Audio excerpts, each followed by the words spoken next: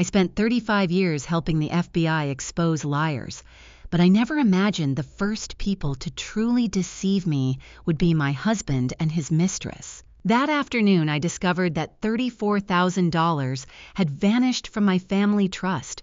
I called my daughter and asked, "Do you think I should call the police right now?"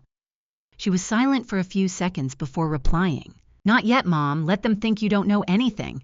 I followed her advice, and that decision caused my husband's life and his mistress's to collapse in a way neither of them ever saw coming. Thank you for being here with me. Before we dive in, drop a quick comment. Have you ever noticed something small that changed everything, yes or no? Your perspective might be exactly what someone else needs to see. Just so you know, some details here are fictionalized to emphasize the lesson. What truly matters is the message at the heart of this story. At 67, I had spent 35 years profiling criminals for Harvard, and the FBI never imagining I would one day profile my own husband. My name is Eleanor Whitfield, and that April morning began like 1,000 others in my Beacon Hill study. The cherry blossoms outside my window scattered petals across Exeter Street in pale pink drifts. I sat at my mahogany desk reviewing the final draft of Chapter 14 for my 9th textbook, this one titled Manipulation Patterns in Long-Term Intimate Relationships. The irony would become unbearable later. At 8 in the morning, it was simply my life's work. I had retired from active teaching at Harvard 3 years prior, but the FBI Boston field office still consulted me on behavioral analysis. 8 published textbooks, 35 years training federal agents at Quantico, a career built on reading deception in the smallest human gestures, the micro-expression that betrays a lie, the linguistic pattern that reveals intent, the financial behavior that exposes hidden motive. Vincent entered the study at 8:15 wearing an unusually sharp charcoal suit. My 71-year-old husband of 40 years, a retired architect with silver hair, and the gentle demeanor of a man who had spent decades designing libraries and community centers, rarely dressed formally anymore. We had settled into the comfortable rhythms of late marriage, separate morning routines, shared dinners, the occasional concert or lecture.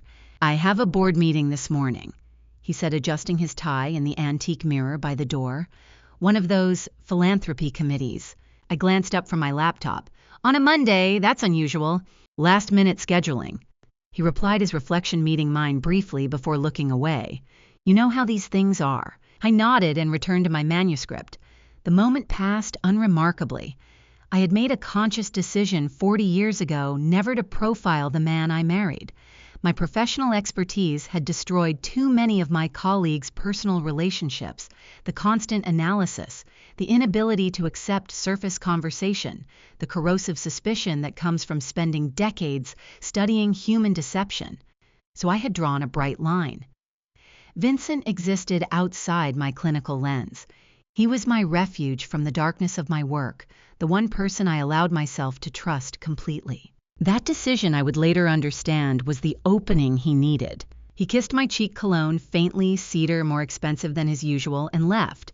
I heard the front door close his footsteps, descending the brick stairs to the street. Spring morning sounds filtered through the open window, sparrows, distant traffic, a neighbor's wind chimes. I returned to Chapter 14, which examined how long-term intimate partners exploit established trust to conceal financial abuse. The draft needed tightening.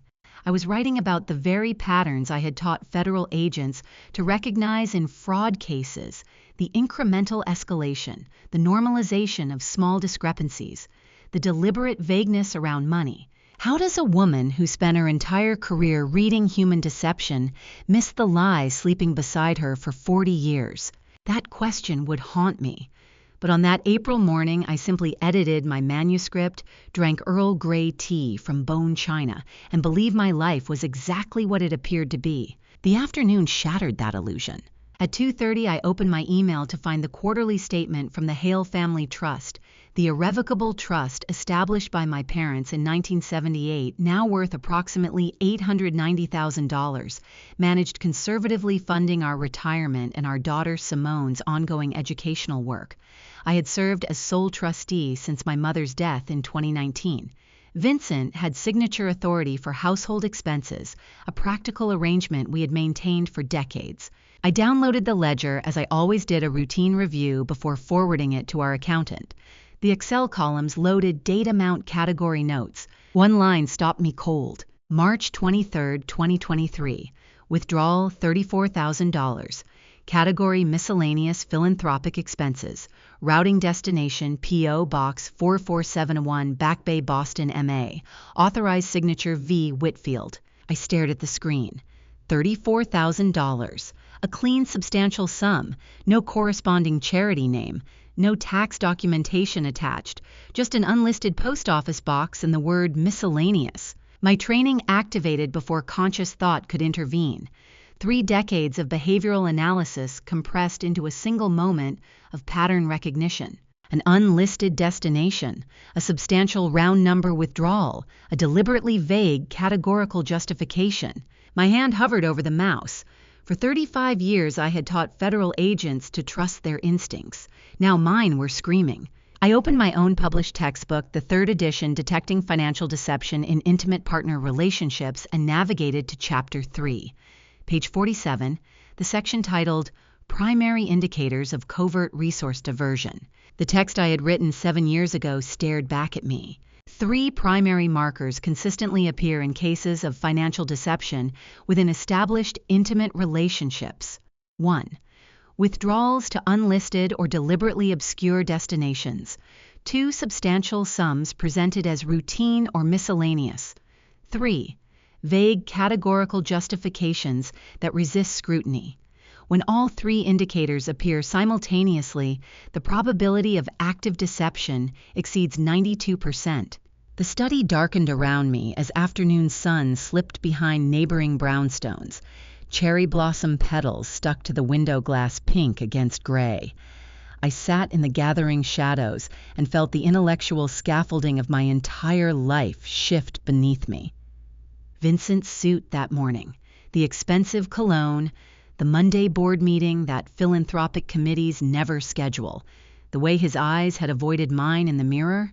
I was being deceived, not suspected, not worried, clinically certain. Someone was executing the exact 3-indicator pattern I had documented, studied, and taught to federal investigators, and that someone had access to my family trust. I stared at the glowing screen, the ledger line pulsing cursor bright. P.O. Box 4471, Back Bay, $34,000 of my family's money routed to an address I had never seen authorized by a man I had trusted for 40 years. The question was no longer whether I was being deceived, but by whom and for how long. By 10 that evening, I had the registration data for the Back Bay P.O. Box open on 3 separate browser windows, cross-referencing property records, corporate filings, and the Massachusetts Secretary of State database. Vincent had gone to bed at 9:30, his usual time. I heard him moving through our bedroom above the study water running in the bathroom, the bedside lamp clicking off the familiar creak of mattress springs. The sounds of 40 years of shared domestic routine now recontextualized as evidence of compartmentalization. How does a man maintain such perfect behavioral consistency while systematically deceiving his wife? I turned back to the screen. P.O. Box 4471 had been registered 18 months earlier under the name of a limited liability company, Mercer Consulting Services, LLC. The registered agent was listed as Linda Marsh with a Cambridge residential address. I copied the address into a new search window. Property records loaded. A modest condominium in Kendall Square purchased in 2019. Single owner, no mortgage. I opened a second database, LinkedIn, Facebook, Instagram, and searched the name. Linda Marsh, 54 years old according to her LinkedIn profile. Independent philanthropic consultant. Board member of the Boston Arts Foundation, volunteer coordinator for the Charles River Conservancy. Her profile photograph showed a woman with auburn hair styled in soft waves, wearing a cream-colored blazer and a practiced professional smile, the kind of smile you perfect after years of fundraising galas and donor cultivation events. I scrolled through her Facebook timeline. Public posts, mostly professional charity events, board announcements, tasteful photography of Boston landmarks. Then I found the album from December 2022, the Boston Philanthropic Gala at the Four Seasons. I clicked. The photograph loaded slowly, pixels resolving from top to bottom.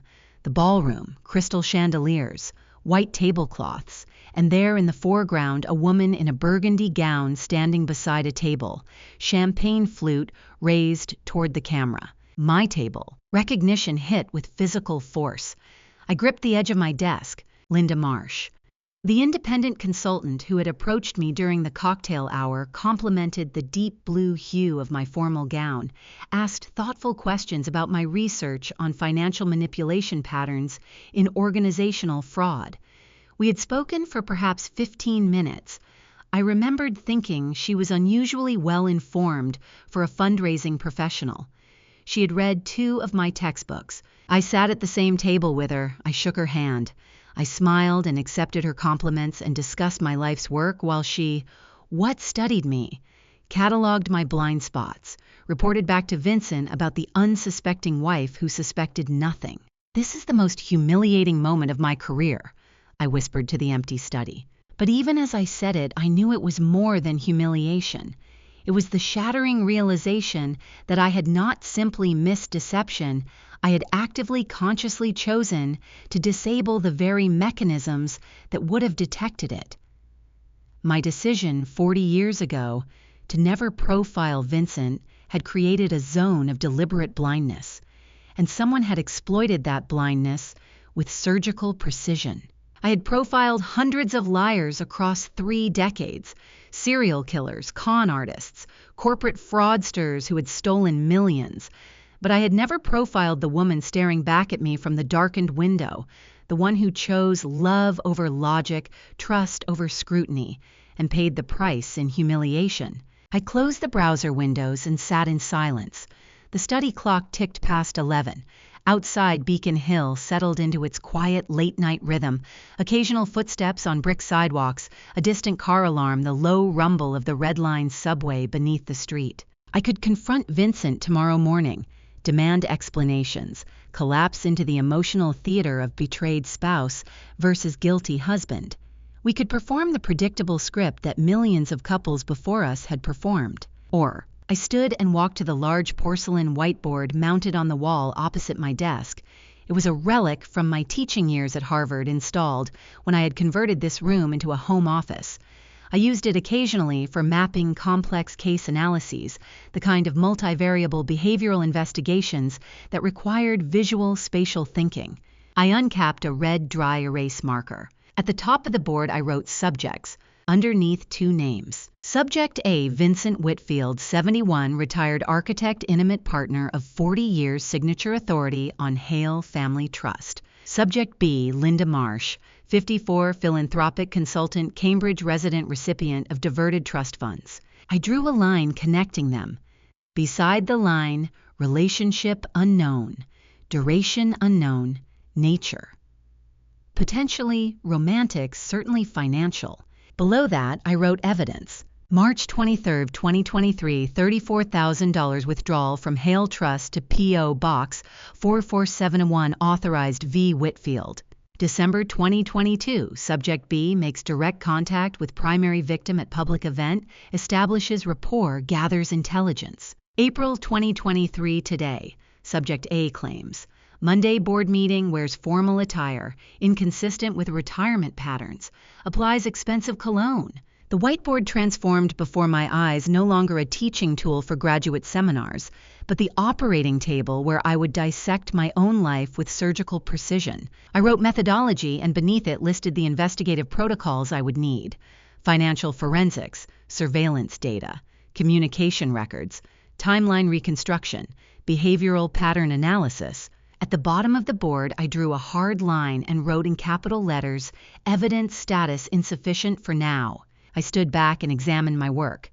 2 subjects, intersecting timelines, financial anomalies mapped in red marker, a criminal investigation case file identical in structure to hundreds I had built for the FBI, except this time I was both the lead profiler and the primary victim. The clock showed 2:17 in the morning. I capped the marker and set it on the whiteboard tray. My reflection stared back from the darkened window, a 67-year-old woman with gray hair pulled into a loose bun, wearing reading glasses and a cardigan, transformed in the span of 6 hours from retired academic into active investigator. I turned off the study lights and climbed the stairs in absolute silence. The bedroom was dark. Vincent's breathing came slow and regular from his side of the bed. Deep sleep untroubled the respiration pattern of a man without conscious guilt. I lay down on top of the covers without undressing, staring at the ceiling. Tomorrow morning, I whispered to the darkness, the investigation begins. I closed my eyes. Sleep would not come for hours, but I did not need sleep. I needed clarity, and I had found it on the whiteboard downstairs. The most important investigation of my career had just entered its active phase.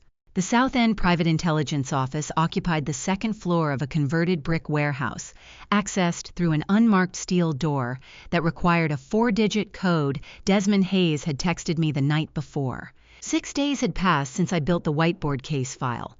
6 days of maintaining perfect domestic performance brewing. Vincent's morning coffee, discussing the weather over breakfast, smiling when he kissed my cheek before leaving for whatever fiction he had constructed that day. 6 days of clinical observation while I documented every micro-routine, every behavioral deviation, every lie. I climbed the industrial steel stairs and knocked twice. The door opened immediately.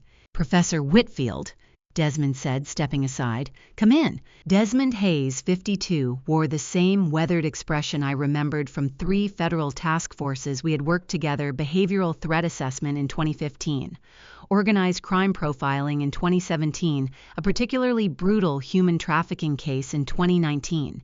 He had been Boston police for 23 years before retiring to private intelligence work. Sharp gray eyes that missed nothing. A face creased by decades of witnessing the worst of human behavior. His office matched his aesthetic, functional, sparse professional. 2 desks with multiple monitors, a conference table, filing cabinets with serious locks. No personal photographs, no decorative touches. This was a workspace designed for evidence, not comfort. "Thank you for seeing me on short notice," I said, setting my briefcase on the conference table. He gestured to a chair. "Your email said this was personal. That's a first in 15 years. I opened the briefcase and removed a manila folder. Inside, 12 pages of documentation formatted exactly like the behavioral analysis packets I had prepared for hundreds of FBI field operations. Subject profiles, timeline reconstruction, financial anomaly documentation, photographic evidence, source citations. I slid the folder across the table. "I need surveillance on 2 subjects," I said. "Behavioral rhythm mapping, micro-routine documentation, communication pattern analysis, and an unassailable evidence chain that will survive Massachusetts probate court scrutiny." Desmond opened the folder and scanned the first page. His eyebrows rose slightly, the only outward sign of surprise from a man trained to maintain neutral affect. "Professor," he said quietly, "you've already done half my job. This is textbook field protocol." "I know," I said, "because I wrote the textbook." He turned to the subject profiles. I watched him read the names. Subject: a Vincent Whitfield, 71, intimate partner of 40 years. Subject B, Linda Marsh, 54, philanthropic consultant. He looked up, his expression carefully neutral. "I'm sorry. Don't be," I said. "I'm not here for sympathy. I'm here because you're the best field investigator I've ever worked with, and I need someone who won't filter the data to protect my feelings." He nodded slowly. "What's your operational timeline?" "I need baseline surveillance starting immediately. I want to know where they go, who they see, how often they meet. I need their digital footprint, communication frequency, platform preferences, time of day patterns. I need financial transaction mapping correlated with location data, and I need all of it documented with timestamps, photographs, and metadata that will hold up under cross-examination." Desmond made notes on a legal pad. Duration: minimum 2 weeks for initial patterns, longer if complexity warrants. Budget: I named a figure. He didn't blink. "Equipment authorizations," he asked. "Whatever you need. GPS trackers, if legally permissible under Massachusetts statute. Photographic surveillance from public spaces. communication metadata analysis within legal bounds. I want evidence, Desmond, not ammunition for a dismissal motion. I had sat across from Desmond Hayes on 17 different operations, always as the expert, always as the authority who briefed him before he went into the field. Today I sat across from him as a woman whose husband was sleeping with someone else, and the role reversal settled in my chest, like cold water. He flipped through the remaining pages, my financial forensics on the trust withdrawal social media analysis of Linda Marsh's public presence timeline correlation between Vincent's unexplained absences and Linda's documented social schedule. 3 decades of professional expertise compressed into 12 pages of clinical documentation. You've already established primary indicators, he said. The 3-factor deception pattern from your 3rd textbook, page 47, Souse. I confirmed. Unlisted destination, substantial withdrawal, vague justification, which means this isn't impulsive, it's systematic. And you want me to prove how systematic? I want you to prove everything, I said. Duration, frequency, financial scope, whether this is a recent emotional lapse or a sustained campaign, whether Linda Marsh is targeting my husband specifically or targeting access to my family trust. I want to know if I'm dealing with an affair or a more complex fraud. Desmond leaned back in his chair, studying me with the same careful assessment I had watched him apply to countless witnesses and suspects over 15 years. How many times have you sat across from someone in my position? He asked. Across 3 decades, hundreds, maybe thousands. And how many of them could maintain this level of professional detachment?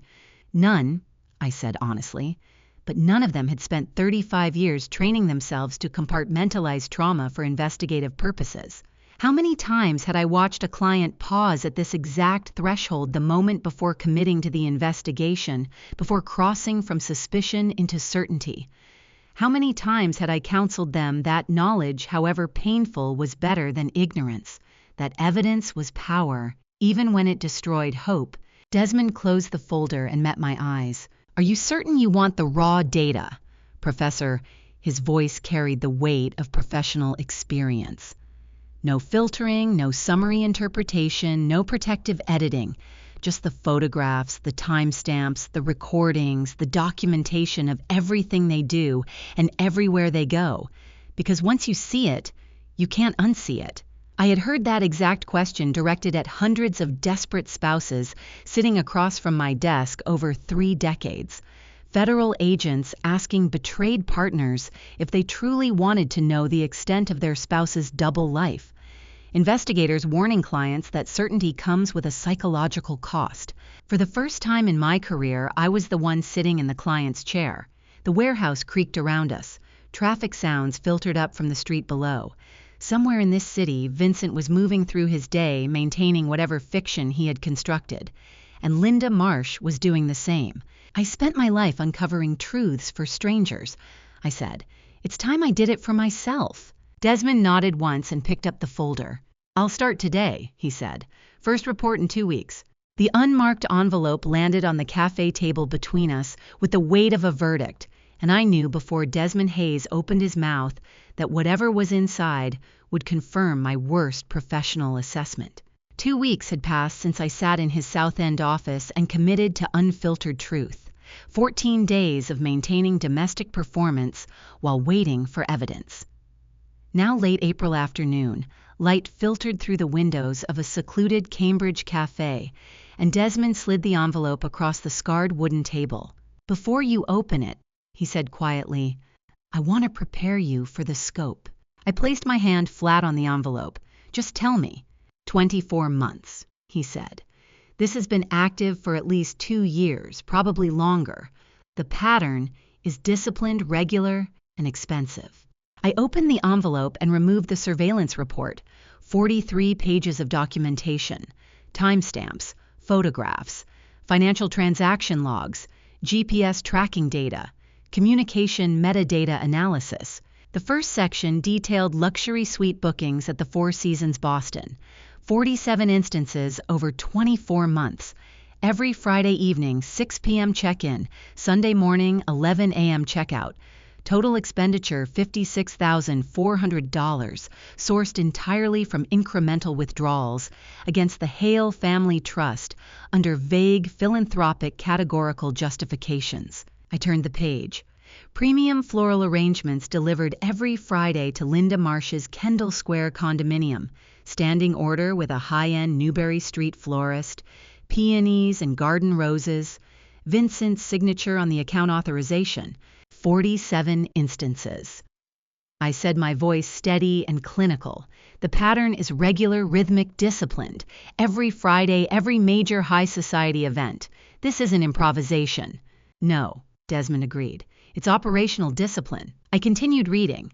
The next section cataloged Linda Marsh's calculated positioning within Boston's philanthropic ecosystem, 6 distinct charity galas over 18 months, where she had secured seating proximity to either Vincent or myself. The Boston Arts Foundation Spring Benefit, the Charles River Conservancy Winter Fundraiser, the Children's Hospital Gala where she had approached my table and complimented my gown. Each appearance meticulously documented.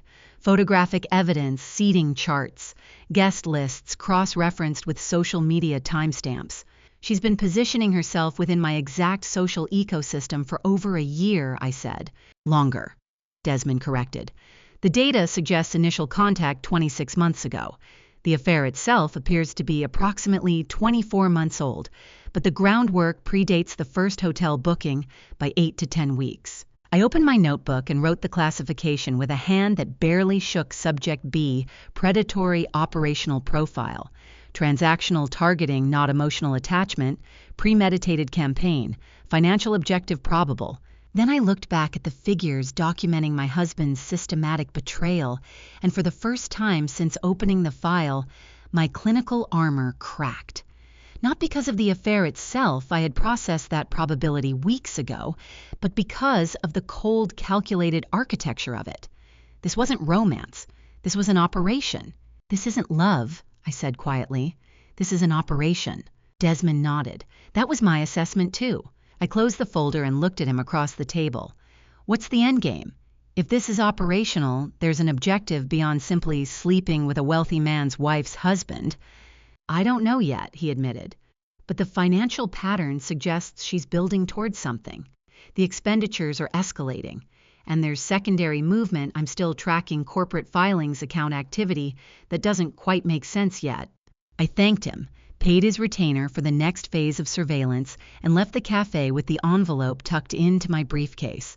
The April afternoon felt too bright, too ordinary for the magnitude of what I now knew with documentary certainty. That evening, I drove to my daughter's clinical practice in Boston's financial district. Simone Caldwell, Fontes, 42, my eldest daughter and a clinical psychologist with her own private practice, saw patients until 6 p.m. I arrived at 6:15 and waited in the small reception area until her last client departed. She emerged from her office and stopped when she saw me. The careful, measured concern that crossed her face, I recognized it instantly. The look of a therapist managing a fragile patient. "Mom," she said, "this is unexpected." "We need to talk," I said. She led me into her office, tasteful neutral tones, the familiar therapeutic aesthetic we had both been trained to cultivate. Comfortable chairs, soft lighting, a white noise machine humming near the door. I sat down and placed the envelope on the coffee table between us. "Your father has been having an affair for 2 years," I said. "Systematic, expensive, premeditated. I have documentary evidence." Simone was silent for 30 seconds. Then she said very quietly, "Mom, I've known for over a year." The secondary shock hit harder than the original discovery. I stared at my daughter, the woman I had mentored through graduate school, the clinician I had trained in behavioral assessment, and felt something fundamental shift beneath me. "You knew," I repeated. "Yes, and you said nothing." "I didn't tell you," she said carefully, "because I didn't believe you could handle the collapse of the family paradigm. You've spent 40 years building a life around the assumption of Vincent's fundamental decency. I didn't think you are a psychologist." I interrupted, my voice harder than I intended. "You know I train federal profiling units. You truly believed I lacked cognitive fortitude." "No," she said. "That's not what I was afraid of." "Then what?" She met my eyes. I knew you would process it too well. I was terrified you'd turn it into an intellectual exercise and forget how to grieve. What does it mean when your own daughter, a woman you trained in psychological assessment, looks at you and sees not a human being capable of pain, but a machine programmed to analyze it? I stood up, my posture hardening involuntarily. The clinical silence between us felt suffocating. For 35 years, I had guided patients through the anatomy of loss, teaching them to name their pain, to honor it, to let it transform them. And my own daughter was terrified that I would deny myself the human right to hurt. "You think I can't grieve," I said. "I think," Simone said gently, "that you've spent so many decades teaching others how to process trauma that you've forgotten how to experience your own." I picked up the envelope. "I will grieve later," I said. "Right now, I have a case to build." The younger grandchildren had been put to bed upstairs when Pierce Caldwell, my son-in-law of 15 years, opened his secure legal laptop at the dinner table with an expression I had seen on the faces of attorneys preparing to deliver evidence that would irreversibly alter a case. 3 weeks had passed since I told Simone I would grieve later. 3 weeks of accumulating data-building timelines, maintaining the domestic fiction, while Vincent continued his Friday ritual departures. Now it was late May, and Simone had invited me to dinner at their Cambridge residence with a cryptic text, "Pierce needs to show you something. Come after the children are asleep." I sat across from them at the dining table, Simone on my left, Pierce directly opposite. The remains of dinner had been cleared. The house was quiet except for the ambient hum of the refrigerator and distant traffic on Massachusetts Avenue. Pierce Caldwell, 45, an estate attorney specializing in Massachusetts trust law structures, opened his laptop with the methodical efficiency of someone who had been preparing for this exact conversation for half a year. "Mother," he said, he had called me that since marrying Simone, "I need to show you what I've been working on." He turned the screen toward me. A spreadsheet loaded, color-coded, and meticulously indexed. I recognized the structure immediately. Forensic financial audit documentation. 6 months ago, Pierce said, "Simone asked me to quietly review the Hale Trust transaction history. Not the quarterly summaries you receive, but the complete granular ledger going back 5 years. I looked at Simone. She met my gaze without flinching. "You initiated a forensic tracking operation without my authorization," I said. "Yes," Pierce answered before Simone could respond. "Because we knew if we told you early, you would demand absolute control over every moving part of the investigation. And sometimes Mother, even a profiler, needs to let her family shield her." I stared at the spreadsheet. 23 line items highlighted in red. Each one annotated with dates, amounts, categorical justifications, and legal violation codes cross-referenced to Massachusetts trust law. 23 separate, unauthorized transactions, Pierce said, spanning 3 years. Total diversion, $287,000. Each one structured to fall just below reporting thresholds. Each one categorized vaguely enough to avoid immediate scrutiny. And each one, he tapped the screen, a direct violation of your trust's fiduciary standards. I scanned the entries. The pattern was unmistakable. Incremental, disciplined, sophisticated. This wasn't opportunistic theft. This was systematic asset extraction. "You are not navigating this alone, Mother," Pierce said quietly. "We have been building the documentation for months. Everything here is indexed to Massachusetts probate court evidentiary standards. When you're ready to file, this will survive any challenge Vincent's attorneys attempt." I had delivered variations of that exact line to traumatized field agents and their families for decades. Let others carry part of the burden. Accept the support structure. Don't isolate yourself in the investigation. Hearing it from my son-in-law aimed at me made me realize exactly why my patients had fought so hard against accepting it. Accepting help meant admitting vulnerability, and vulnerability meant relinquishing control. "Thank you," I said, the words feeling inadequate. "This is extraordinary work." Pierce closed the laptop. "There's more we need to find. The financial footprint suggests offshore movement, but I can't access those records through conventional legal channels. We need digital forensics." "I know," I said. "I'm working on that." 2 weeks later, early June, I sat in my Beacon Hill townhome living room with Vincent's personal tablet in my hands. He had left it on his study desk that morning unlocked while he showered. I had precisely 14 minutes. I initiated a full backup to an encrypted external drive, then returned the device to its exact position. That evening, I placed the external drive before my granddaughter Margot. Margot, Caldwell, 19, and fresh from completing her freshman year in MIT's computer science program with a focus on digital forensics, had spent every childhood summer since she was 7 years old sitting in my study learning the fundamentals of criminal profiling from carefully anonymized case files. I had taught her to read behavioral patterns, to recognize deception indicators, to think in systems rather than emotions. This was the child who used to sit on my knee asking questions about micro-expressions while her peers played with dolls. I had spent 19 years cultivating her mind like a garden, planting seeds of analytical thinking, nurturing her natural curiosity about human behavior. Now I needed to harvest what I had planted. She looked at the drive, then at me. "Whose device?" she asked. "Your grandfather's," I said. She nodded slowly, her expression shifting into the focused concentration I recognized from my own mirror.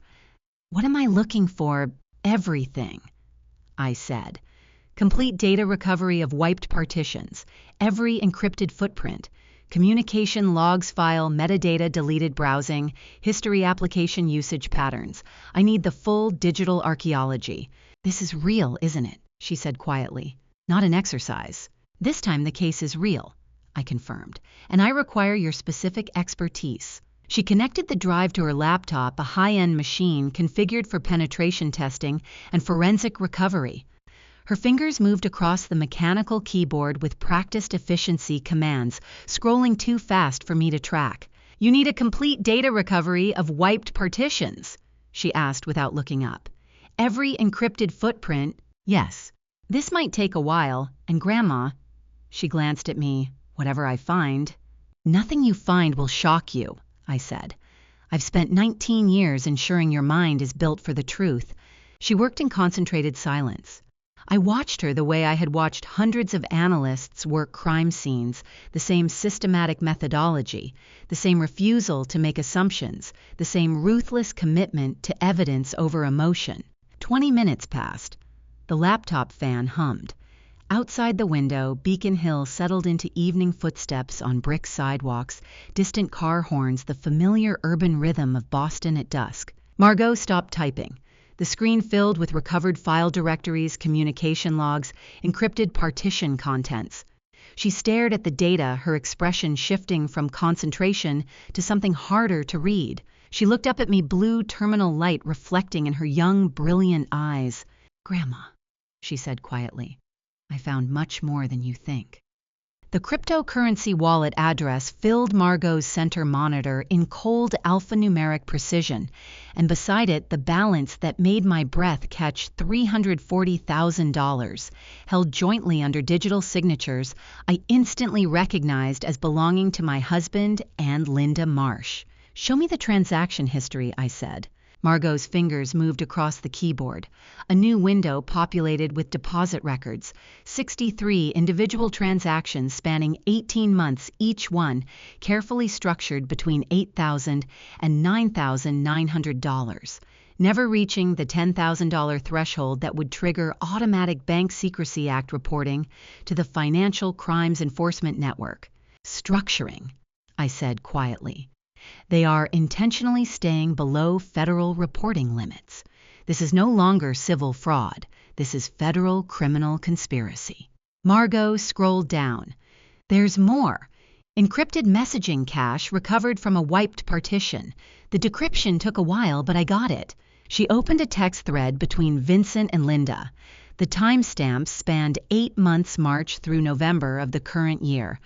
I leaned forward and read, "March 15th, funding phase on schedule. Another 8.7K cleared today. Total now 187K. April 22, we need to accelerate, target 340K by October.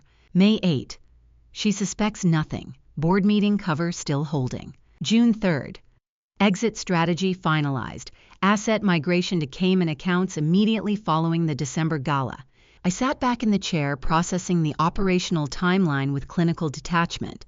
The December gala, the Boston Philanthropic Circle's signature annual event held every year at the Four Seasons. The event I had spent 15 years helping to curate, had sat on the planning committee for, had used as a cornerstone of our family's social standing in Boston's charitable community. They were converting our entire social foundation into an operational smokescreen. The exact event I have spent 15 years helping to build, I said. They're using it as cover for international asset flight. Margot looked at me with concern. Grandma, this is federal wire fraud, Bank Secrecy Act violations. If you take this to the authorities— Not yet, I said. I need more. What else did you find? She hesitated. There's another thread. This one's worse. She opened a second conversation window, also between Vincent and Linda. The dates were more recent, May and early June. May 19th, Vincent to Linda. She's been forgetting things lately, little things where she put her keys, whether she took her medication. The neurologist I mentioned it to said these could be early signs. May 23, Linda to Vincent. Perfect. Start seeding that narrative with the board members. Casually. Concerned husband noticing subtle changes. May 30, Vincent to Linda. Mentioned it to Harrison Whitmore and the Frost woman from the Arts Foundation board. All very sympathetic. By the time anyone questions the power of attorney paperwork, we'll have full financial control. June 2nd, Linda to Vincent. Beautiful. A woman her age. Early cognitive decline, devoted husband stepping in to manage affairs. Nobody will scrutinize it until we're long gone. I read the exchange 3 times my clinical training, overriding the impulse toward emotional reaction. This was evidence. This was documentation of premeditated fraud. This was Vincent attempting to fabricate a cognitive incompetence narrative to establish fraudulent, durable power of attorney over my assets and medical decisions. He was attempting to use cognitive decline as a legal weapon against a premier neuropsychological expert. The professional irony was so profound, it bordered on dark comedy. I picked up my pen and updated my case notebook with steady hands. Exit strategy finalized. Target date December gala. Cognitive decline fabrication active. 3 board members compromised Harrison Whitmore Frost. Countermeasure required. Then I drew a counter vector pointing directly back at them. The December gala would indeed be the final step, but it would be mine to choreograph, not theirs. Margot, I said, I need you to create an encrypted backup of everything you've found. Multiple copies. Cloud storage under anonymous credentials, physical drives, stored in separate secure locations, and 1 copy delivered to Pierce for attorney-client privilege protection. Done, she said. Grandma, are you okay? I'm operational, I said, which is better than okay. I left MIT and drove back to Beacon Hill. Vincent was at another of his fabricated meetings. The house was empty.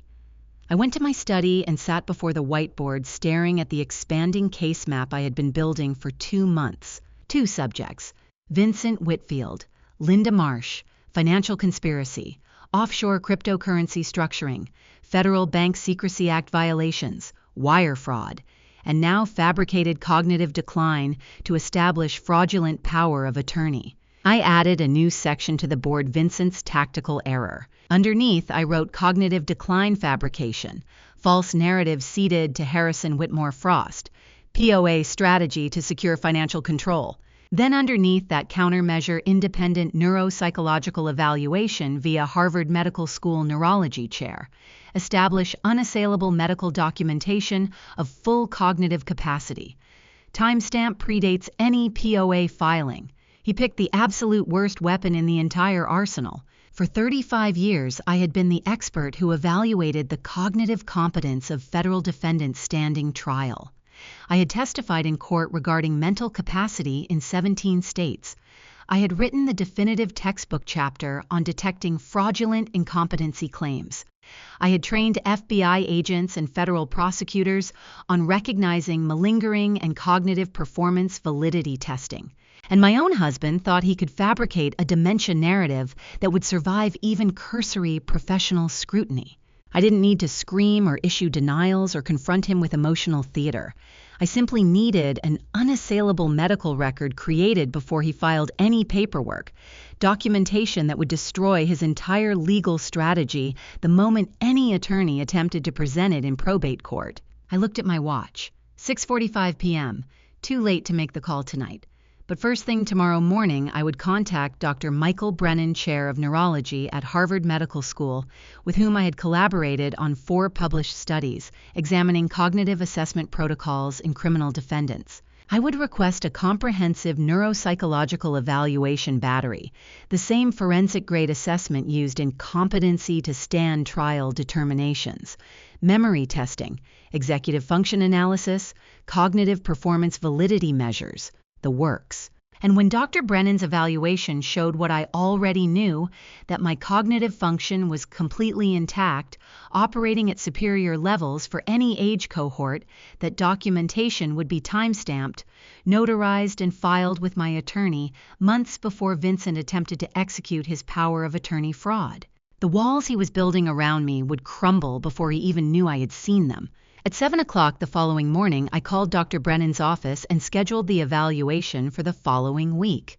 The investigative dossier Desmond Hayes slid across the Cambridge cafe table was thicker than the initial surveillance packet, and the name printed across the cover page carried the weight of criminal history, Linda Marsh background investigation, and prior offense documentation. 2 weeks had passed since I scheduled my neuropsychological evaluation with Dr. Brennan. The assessment was completed, documented, and sealed in my attorney's files, a preemptive countermeasure against Vincent's fabricated decline narrative.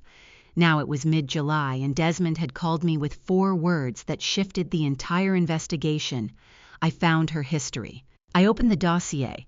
The first page showed a Chicago Police Department case file from 2019. Grand larceny charges, financial fraud, victim Howard Latimer, 73, retired manufacturing executive, alleged theft, $420,000 through a fabricated offshore investment vehicle marketed through Chicago philanthropic circles. Charges dismissed on procedural technicality, evidence obtained through improperly executed search warrant. Her real name wasn't always Linda Marsh, Desmond said quietly. She legally changed it in 2020, 6 months after the Chicago case fell apart. Court records show a name change petition filed in Cook County. Clean slate new identity, moved to Boston, embedded herself in a fresh philanthropic ecosystem. I turned the page. Philadelphia Police Department report from 2021. Suspected fraud, victim Dr. Gerald Morrison, 69, retired university dean. Alleged theft, $180,000.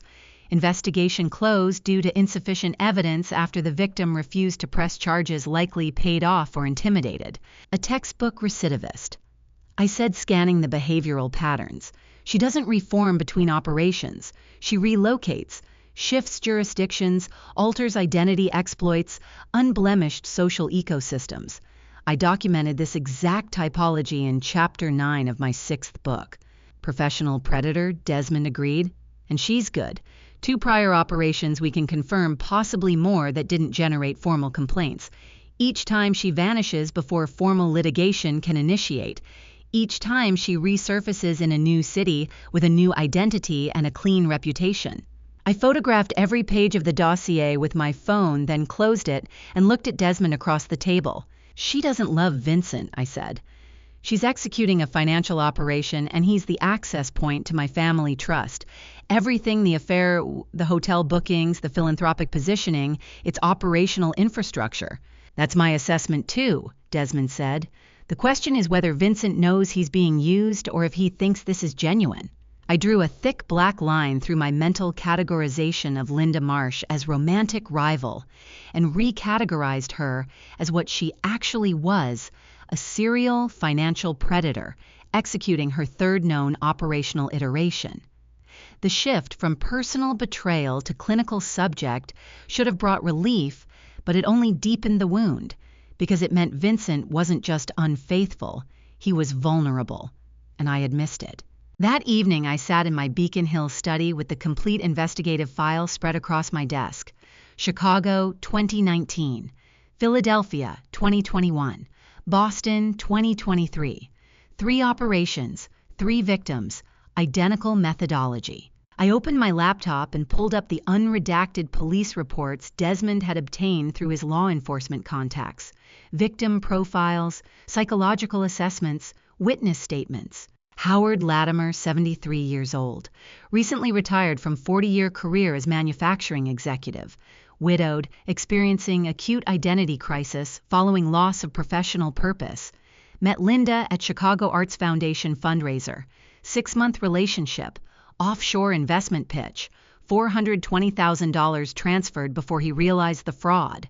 Dr. Gerald Morrison, 69 years old, recently retired from position as university dean, divorced, struggling with transition from authority figure to irrelevance, met Linda at Philadelphia Museum benefit, 6-month relationship, exclusive investment opportunity, $180,000 transferred before investigation began.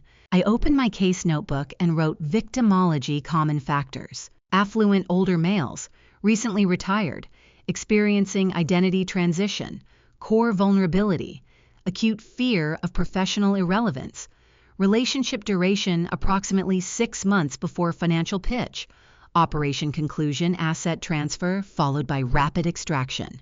Then I wrote Vincent Whitfield, 71, retired architect, 6 years post-retirement. When does a betrayer become a victim? When does understanding criminal pathology transform from professional analysis into painful self-indictment? The profile fit perfectly.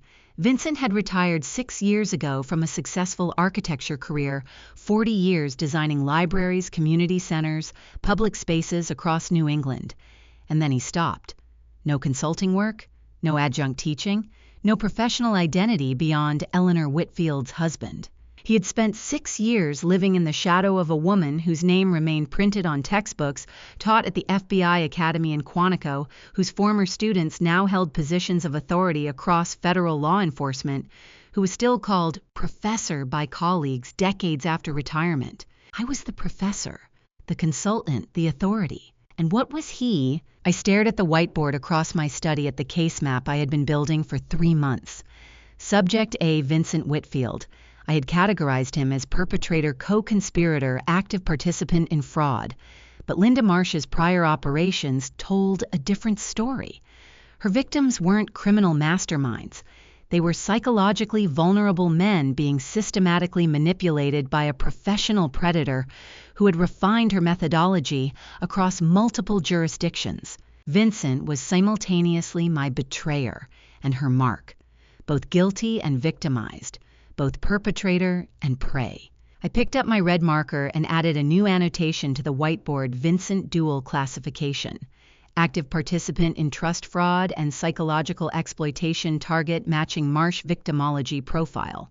Then underneath question: does he comprehend he is being used, or does he believe the relationship is genuine? The answer mattered.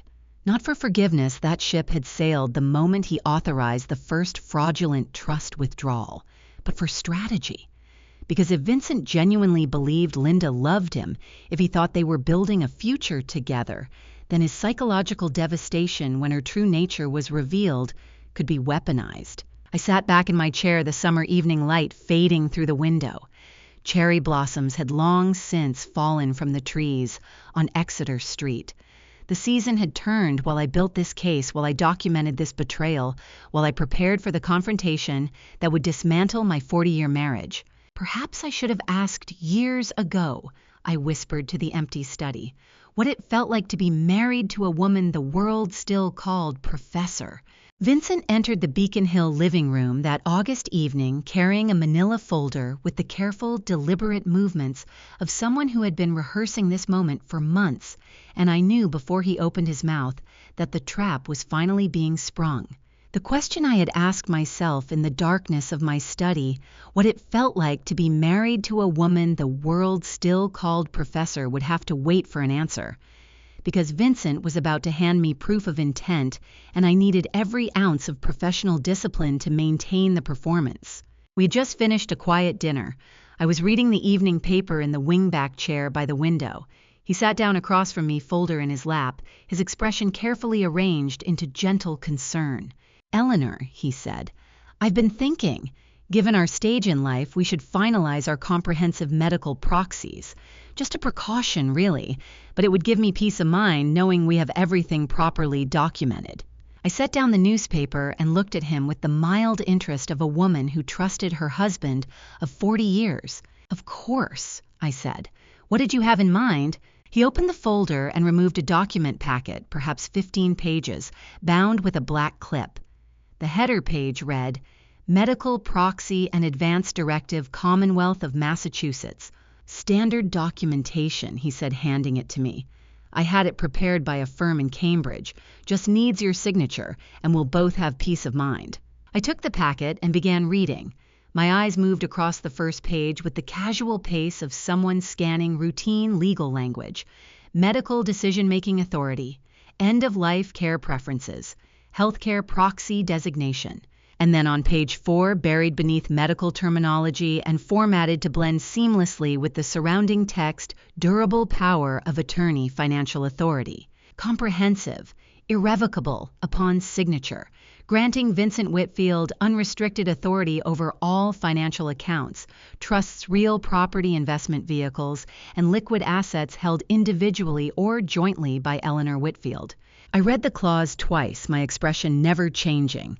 35 years of training federal interrogators in micro-expression management had taught me to control every muscle in my face. No eyebrow raise, no jaw tightening, no pupil dilation, just mild distracted interest as I turned to page 5. "This seems quite thorough," I said, maintaining the same pleasant tone I might use when discussing dinner plans. "I wanted to make sure we covered everything," Vincent said. His shoulders relaxed slightly. He thought I wasn't reading carefully. He thought I was the trusting academic wife skimming legal jargon she didn't understand. I turned to page 7, where the financial authority clause expanded to include power to modify, dissolve, or restructure any existing trust agreements, including specifically irrevocable trusts established prior to the execution of this document. The Hale Family Trust, $890,000. My parents' legacy, my financial independence, everything. I closed the packet and set it on the side table. "I shall have our historic counsel review the syntax tomorrow," I said calmly. "Theodore knows our affairs better than anyone. A mere formality, but I prefer his expertise on these matters." Vincent's face flooded with relief. "Of course. Whatever makes you comfortable, Eleanor. There's no rush." He stood, kissed my forehead cologne again, the expensive cedar scent he only wore on Fridays, and left the room. His gait was noticeably lighter, believing the trap had closed around me without resistance. I looked down at the document packet in my hands. A durable power of attorney, financial, and absolute camouflaged beneath a medical header. In 35 years of federal consulting, I had analyzed hundreds of fraudulent legal instruments for the FBI. This wasn't a forgery. It was an ambush, and he had just handed me definitive proof of intent. The following morning, I called Theodore Prescott. Theodore Prescott, 74 and long retired from active estate law practice, was the attorney who had originally drafted the Hale Trust documents in 1987 when my parents first established the irrevocable structure to protect their daughter's inheritance. He had known me since my first year as an assistant professor at Harvard, had witnessed my entire professional ascent. I drove to his Brookline residence that afternoon and handed him the document packet. He read it in silence, wire-rimmed spectacles perched on his nose, his expression darkening with each page. "Extraordinary," he said finally. "This is one of the more sophisticated fraudulent instruments I've encountered. The medical proxy header is legitimate. Everything on pages 1 through 3 would hold up in probate court, but the financial authority buried in the middle." He tapped page 4. "This would strip you of control over every asset you possess." "I know," I said. "I need you to document this. Time-stamped notarized acknowledgement that I reviewed this document, recognized its fraudulent nature, and declined to sign. I need that documentation filed before Vincent attempts to forge my signature or claim I signed under diminished capacity." Theodore nodded and made notes on his legal pad. Then he paused, set down his pen, and looked at me. "Eleanor, there's something else you should know. I went back through my archive files after your call. In the autumn of 2009, Vincent quietly consulted an external firm about restructuring the Hale Trust. My colleague at that firm mentioned it to me confidentially, professional courtesy between old friends. The room felt very still. 2009, I repeated. 14 years ago. Yes. He was exploring methods to modify the core clauses of your ancestral trust. The attempt was inadvertently thwarted because you signed a routine 15-year unalterable renewal clause during that exact same week. Pure coincidence. But Eleanor. Theodore leaned forward. This didn't begin with retirement. This didn't begin with an affair. This has been a 14-year pattern. How does a woman reconcile 40 years of marriage with the discovery that the betrayal began before the affair, before Linda Marsh, before retirement, that she has been the target since 2009, living unknowingly beside a man who has been calculating her financial destruction for over a decade, and my lack of scrutiny saved me then, I said quietly. I suspect this time you expect me to read every single line. Indeed, Theodore said. I won't just read it, I said. This time I am writing the script. The old attorney looked at me through his wire-rimmed spectacles, the same man who had witnessed my transformation from promising academic to federal authority. I don't doubt that Eleanor, he said softly, setting the 2009 archive file on the desk between us. You were always the most dangerous person in the room, even when you didn't realize you needed to be.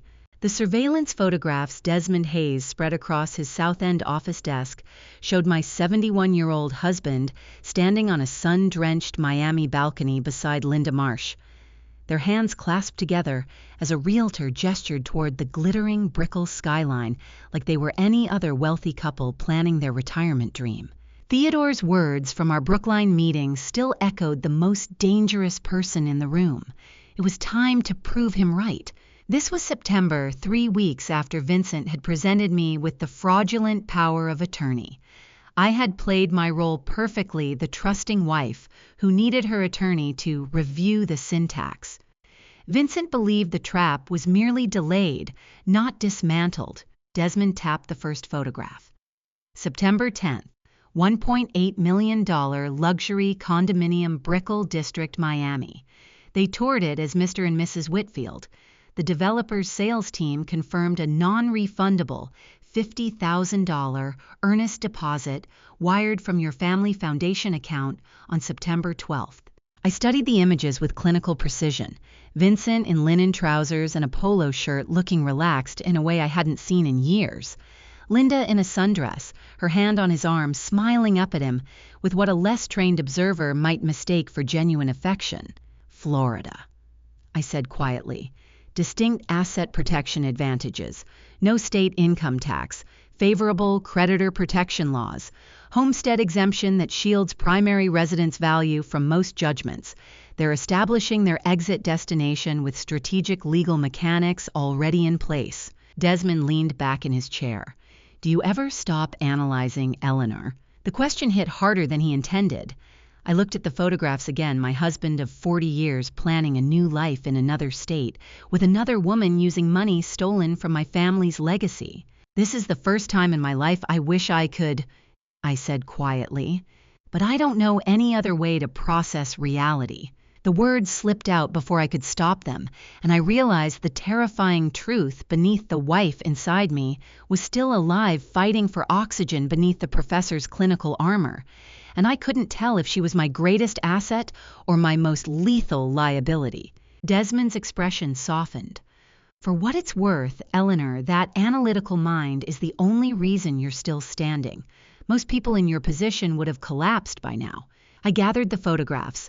Most people didn't spend 35 years teaching themselves to compartmentalize trauma for investigative purposes. 2 days later, I sat in Margot's MIT workspace while she showed me her latest findings. My granddaughter had been tracking Linda's digital communications with the systematic thoroughness I had taught her. There's something else, Margot said, pulling up an encrypted messaging thread she had decrypted. Linda is running a parallel operation. She displayed a series of text messages between Linda and an unknown contact saved only as development prospect.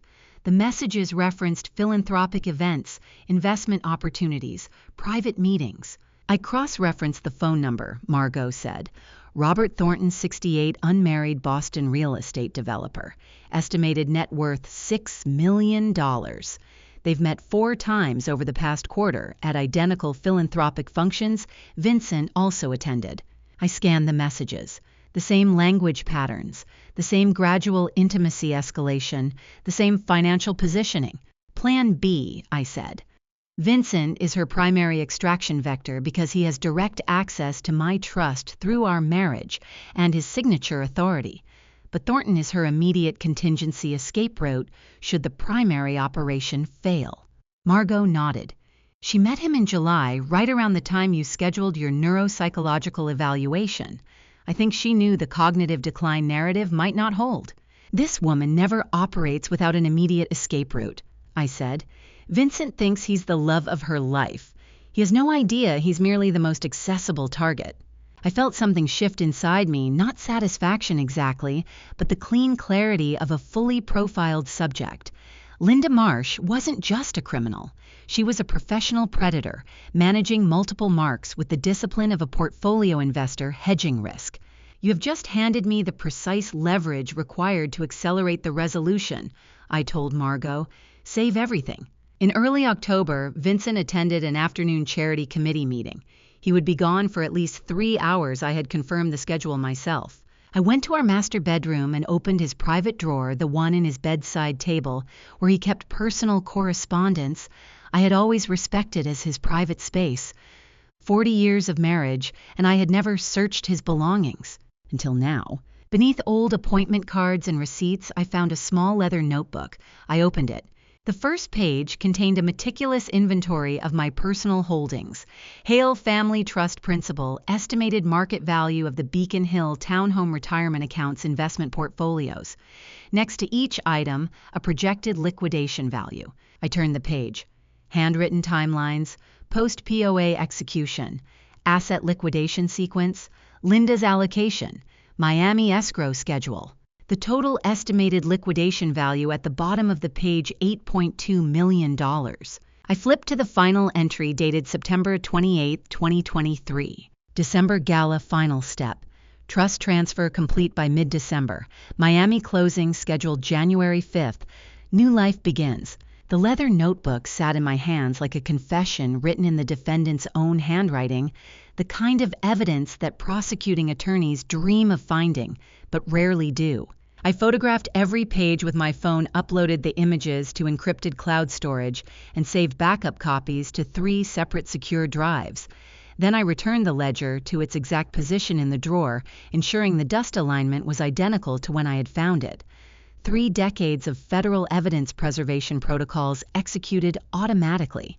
I stood in the bedroom I had shared with Vincent for 40 years and looked at the drawer containing his handwritten confession. December Gala final step, I said quietly. Yes, Vincent, it will indeed be the final step. The hypothesis was fully validated. The evidence chain was legally complete. The behavioral profile was confirmed across multiple data sources. Now I would design the final operational sequence on my own terms. This was my case, and I would dictate exactly how it ends. The conference room on the 14th floor of Pierce Caldwell's downtown Boston legal offices commanded a panoramic view of the harbor, but none of us were looking at the water. We were looking at the 3-dimensional legal architecture Pierce had projected onto the wall-mounted screen, a counter-strategy designed to dismantle my husband's conspiracy before he could execute it. This was my case, and I had declared I would dictate how it ends.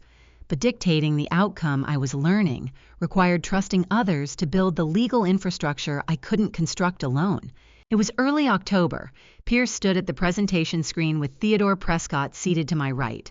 The conference table held 3 identical binders, our counter-strategy documented in meticulous legal detail. Tier 1. Pierce said, advancing the slide. Restated revocable trust amendment.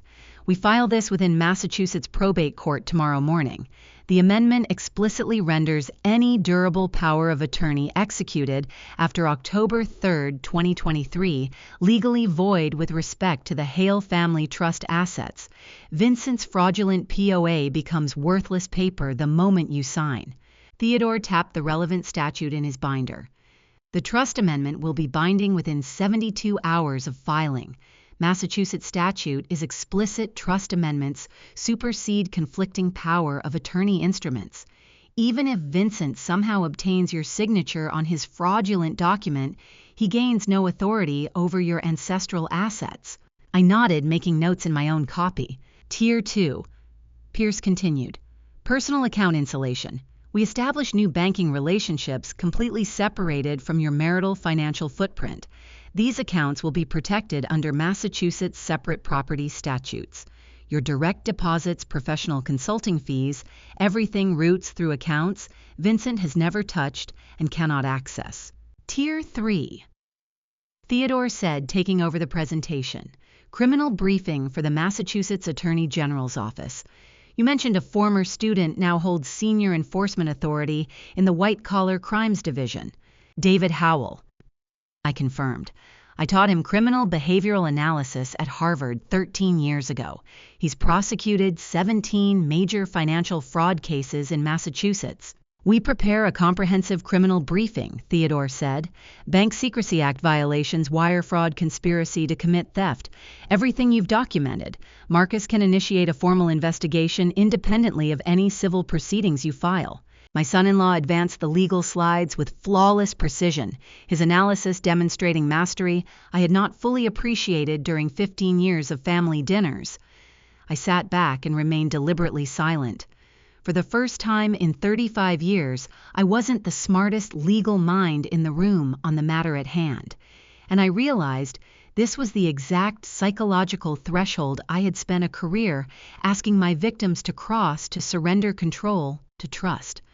It was far more difficult than I had anticipated. Questions, Pierce asked. I looked at the counter strategy mapped across the screen.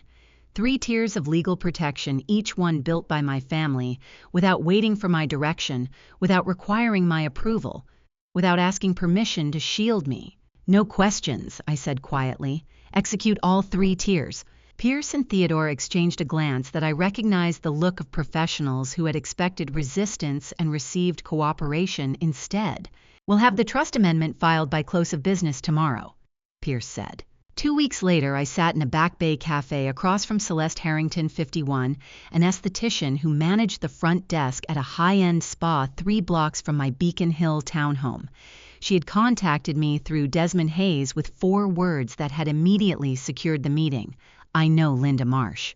She placed a manila envelope on the table between us. Chicago, 2018, Celeste said.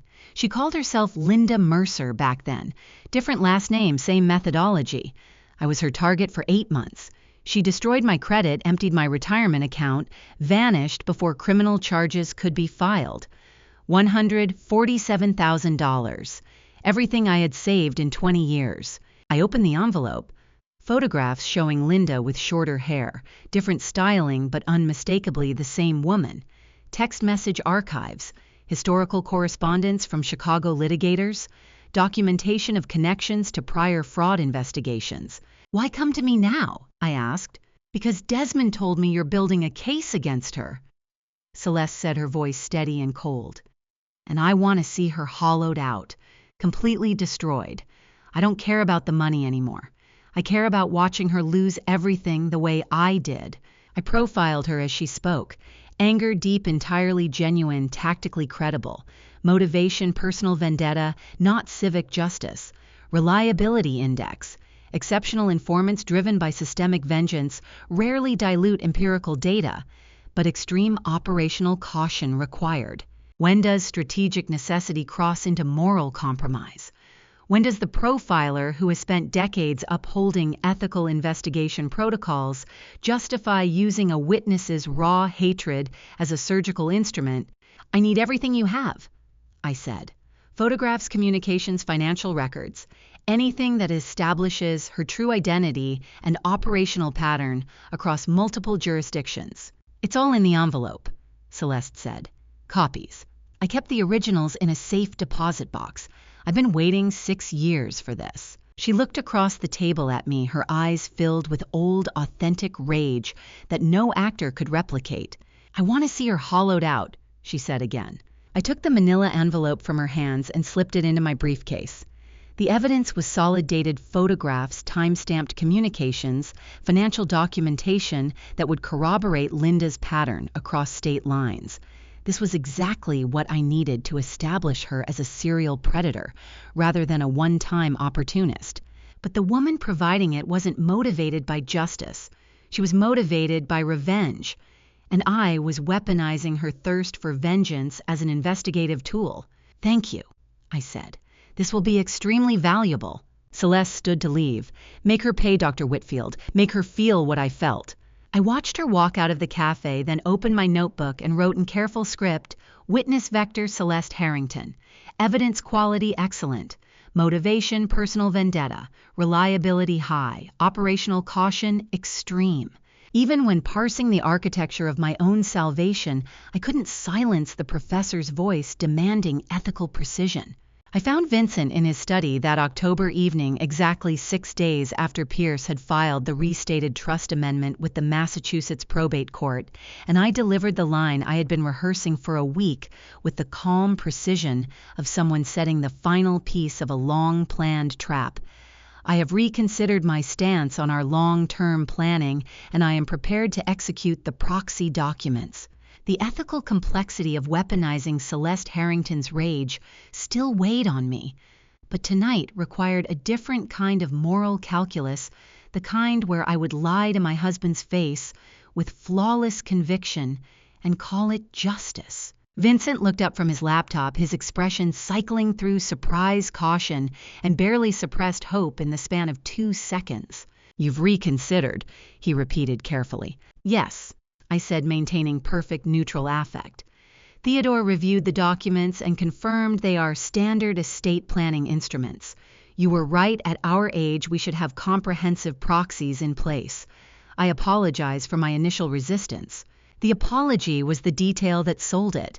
Vincent's shoulders dropped half an inch, a micro-indicator of tension release I had cataloged in my 3rd textbook as the physical manifestation of cognitive relief. "I'll call the notary," he said, already reaching for his phone. "This is the right decision, Eleanor, for both of us." I sat in the wingback chair and waited while he made the call. 90 minutes, he told me. The notary could be here in 90 minutes. I spent those 90 minutes in my study staring at the whiteboard case map I had built over 6 months.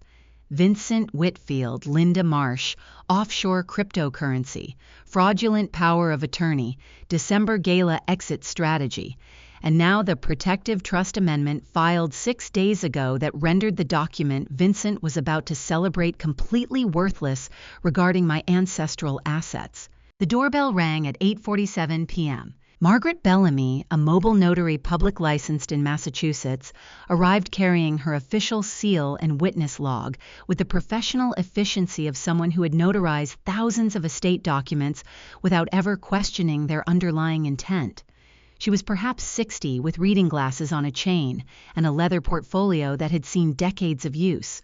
"Good evening," she said pleasantly. "I understand we have power of attorney documents to execute this evening." "Yes," Vincent said, leading her to the dining room table. "Just a few signatures." He laid out the documents with careful precision. The same fraudulent, durable power of attorney he had presented in August, the one Theodore had identified as granting Vincent unrestricted authority over every asset I possessed, buried beneath a medical proxy header. Margaret reviewed her identification protocols, checked my driver's license, confirmed I was signing voluntarily and of sound mind. "Do you understand the nature of the documents you're signing?" she asked me. "I do," I said. "And you're signing of your own free will without coercion?" "I am." She nodded and prepared her witness log. Vincent stood across the table from me, his hands resting on the mahogany surface. I could read every micro-expression flickering across his face: anticipation, barely controlled excitement, the primitive satisfaction of someone who believes they have just won a years-long campaign. I picked up the pen. Before I put my signature on that document and make this moment irreversible, are you still here with me? Comment A if you think I'm making a terrible mistake, or B if you trust I have a hidden plan, and add your reason in 5 to 10 words. Please note what follows contains recreated details for narrative purposes. I had taught micro-expression management to 3 graduating classes of federal interrogators, demonstrating the precise facial muscle control required to convey sincerity while concealing strategic intent. Tonight I deployed every technique I had ever codified: neutral mouth position, steady eye contact, relaxed brow, controlled breathing. And it felt like the most dishonest performance of my entire professional life. I signed my name on page 4, then page 7, then page 12, each signature executed with the same careful penmanship I had used for 40 years of academic documents. Margaret Bellamy witnessed each signature, applied her notarial seal, recorded the transaction in her log. The entire process took 11 minutes. All set, she said, closing her portfolio. You'll each receive certified copies within 3 business days. Vincent thanked her, walked her to the door, and returned to the dining room where I still sat at the table. He picked up the signed document with hands that trembled slightly, not from fear, but from barely suppressed triumph. A small, involuntary smirk played at the corner of his lips. The unmistakable behavioral leak of primitive relief that I had demonstrated to students in lecture halls for 3 decades. "Thank you, Eleanor," he said quietly. "This gives me tremendous peace of mind. I trust this addresses your concerns regarding our future planning," I said. He held the signed instrument in his hands like a man holding the deed to everything he had ever wanted. The micro-expression was textbook, the same look I had seen on the faces of criminals who believed they had gotten away with the perfect crime, unaware the recording devices were already running. He truly believed he had just stripped me of my life's work. He thought the trap had closed around me with legal finality, that I had signed away control of my $8.2 million estate in a single evening of domestic theater. The signed power of attorney sat between us on the mahogany table like a beautifully wrapped gift box containing absolutely nothing decorative, convincing, and completely hollow. Because 6 days ago, the trust amendment had rendered every clause in that document legally void with respect to the Hale family trust. Vincent now held a piece of paper granting him authority over assets he could never touch, control. He would never possess, victory that existed only in his imagination.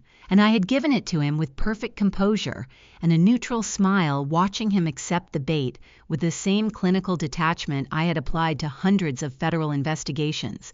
"I'll file this with our estate documents," Vincent said carefully, placing the signed power of attorney in a protective sleeve. "Of course," I said. He left the dining room, and I heard his footsteps climbing the stairs to his study. I sat alone at the table in the quiet house, my hands folded in my lap, and thought about the precise moment when criminals make their fatal error.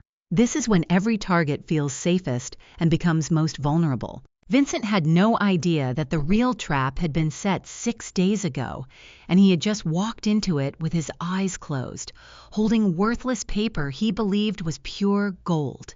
The encrypted video conference screen flickered to life in Pierce Caldwell's downtown office, and the face that appeared belonged to a man I had not seen in person for 8 years, but whose career I had followed with quiet professional pride. My former student, now a senior enforcement attorney within the Massachusetts Attorney General's Special Investigations Unit. Vincent held worthless paper he believed was pure gold. But while he celebrated his imagined victory in the privacy of his study, I was activating institutional power he couldn't begin to comprehend. It was early November. Pierce sat beside me at the conference table. The video link was encrypted, routed through secure channels that left no digital footprint beyond the Attorney General's internal case management system. "Professor Whitfield," David Howell said from the screen. 38 years old now, but I still remembered him sitting in the back row of my criminal behavioral analysis seminar at Harvard 13 years earlier, asking questions that demonstrated he understood pattern recognition at an instinctive level most students took years to develop. "Data," I said, "thank you for taking this meeting. I reviewed your compiled dossier, he said, gesturing to something off-screen. Professor, you built this file like a masterclass textbook, evidence chain, behavioral analysis, financial telemetry. It's flawless. That is because I authored the textbook, David, I said. Massachusetts General Laws. Chapter 12, Section 8H, Systematic Misappropriation of Charitable Assets constitutes wire fraud under federal statute. The offshore cryptocurrency infrastructure establishes Bank Secrecy Act violations through deliberate structuring, and the December timeline documents conspiracy to commit interstate flight to avoid prosecution. David nodded, making notes. I'm opening a formal inquiry as of this morning. Non-public, classified as an ongoing investigation. We're coordinating with the Financial Crimes Enforcement Network on the cryptocurrency monitoring. Pierce leaned forward. The administrative watch on the cryptocurrency accounts is now active. Any attempt to move those funds will trigger immediate enforcement action. Correct, David confirmed. FinCEN has placed regulatory holds on the identified wallet addresses. If your subjects attempt to transfer assets, we'll know within minutes and we can freeze the transaction mid-execution. I sat back in my chair processing the strategic implications. Even if my planned December gala exposure somehow failed, even if Vincent and Linda somehow evaded public accountability, a parallel federal criminal trap had now been set with prosecutorial authority that operated independently of my personal strategy. Professor, you built this like a masterclass textbook. I looked at the digital display showing David's face, the student who had sat in the back row of my seminar 13 years ago now, wielding prosecutorial authority at the state level. My former students, my federal contacts, my family, a 35-year legacy transforming into institutional protective infrastructure. Vincent thought he was merely outmaneuvering an aging wife. He had no idea he was fighting the collective institutional memory of Harvard, the FBI, and the Massachusetts Attorney General's office. Keep me updated on any movement, I said. You'll know everything we know, David promised. And Professor, thank you for the training, for everything you taught us about seeing patterns others miss. The screen went dark. Pierce looked at me. You have the state AG building a criminal case. You have the trust amendment protecting your assets. You have the fraudulent POA documented as proof of intent. What's left? The public exposure, I said. The December gala. I need operational control of that evening. The philanthropic circle controls the event, Pierce said. Can you get access to their coordination team? I'm already on the planning committee, I said. I have been for 15 years. 2 weeks later, I sat in the Boston Philanthropic Circle's executive suite following a routine gala coordination meeting. The other committee members had departed. Only Lorraine Frost remained. Lorraine Frost, 60 years old and serving her 9th year as president of the Boston Philanthropic Circle, closed the conference room door and returned to the table with the carefully neutral expression of someone who had been holding institutional fire for months, while waiting for the right tactical moment to deploy it. Eleanor, she said, sitting across from me, I need to have a frank conversation with you about Linda Marsh. I kept my expression neutral. Go on. I recognized her 8 months ago, Lorraine said quietly. Different styling, different presentation, but the same woman from a 2018 Chicago corporate extraction scandal that destroyed a colleague's charitable foundation. I've been watching her maneuver through our ecosystem, embedding herself in our events, positioning herself near board members and major donors. Why didn't you act? I asked. Because without forensic proof, I risked defamation liability exposure, Lorraine said. I couldn't make public accusations based on recognition alone. I needed documentation, bank records, evidence that would survive legal challenge, and I didn't have it. She leaned forward. But if your legal team can provide verified bank tracing and documented financial irregularities, I command the master display matrix at the December gala. I studied her carefully. You control the gala screens and formal program every pixel, Lorraine said. Every moment, every display in the ballroom, every program element, every technical component of the evening. I have been waiting for someone to bring me the proof for 8 months. I will not allow a career fraudster to use the Boston Philanthropic Circle as operational camouflage. I profiled her as she spoke. Institutional fury authentic, focused on protecting the circle's reputation. Motivation principle driven, not self-interest.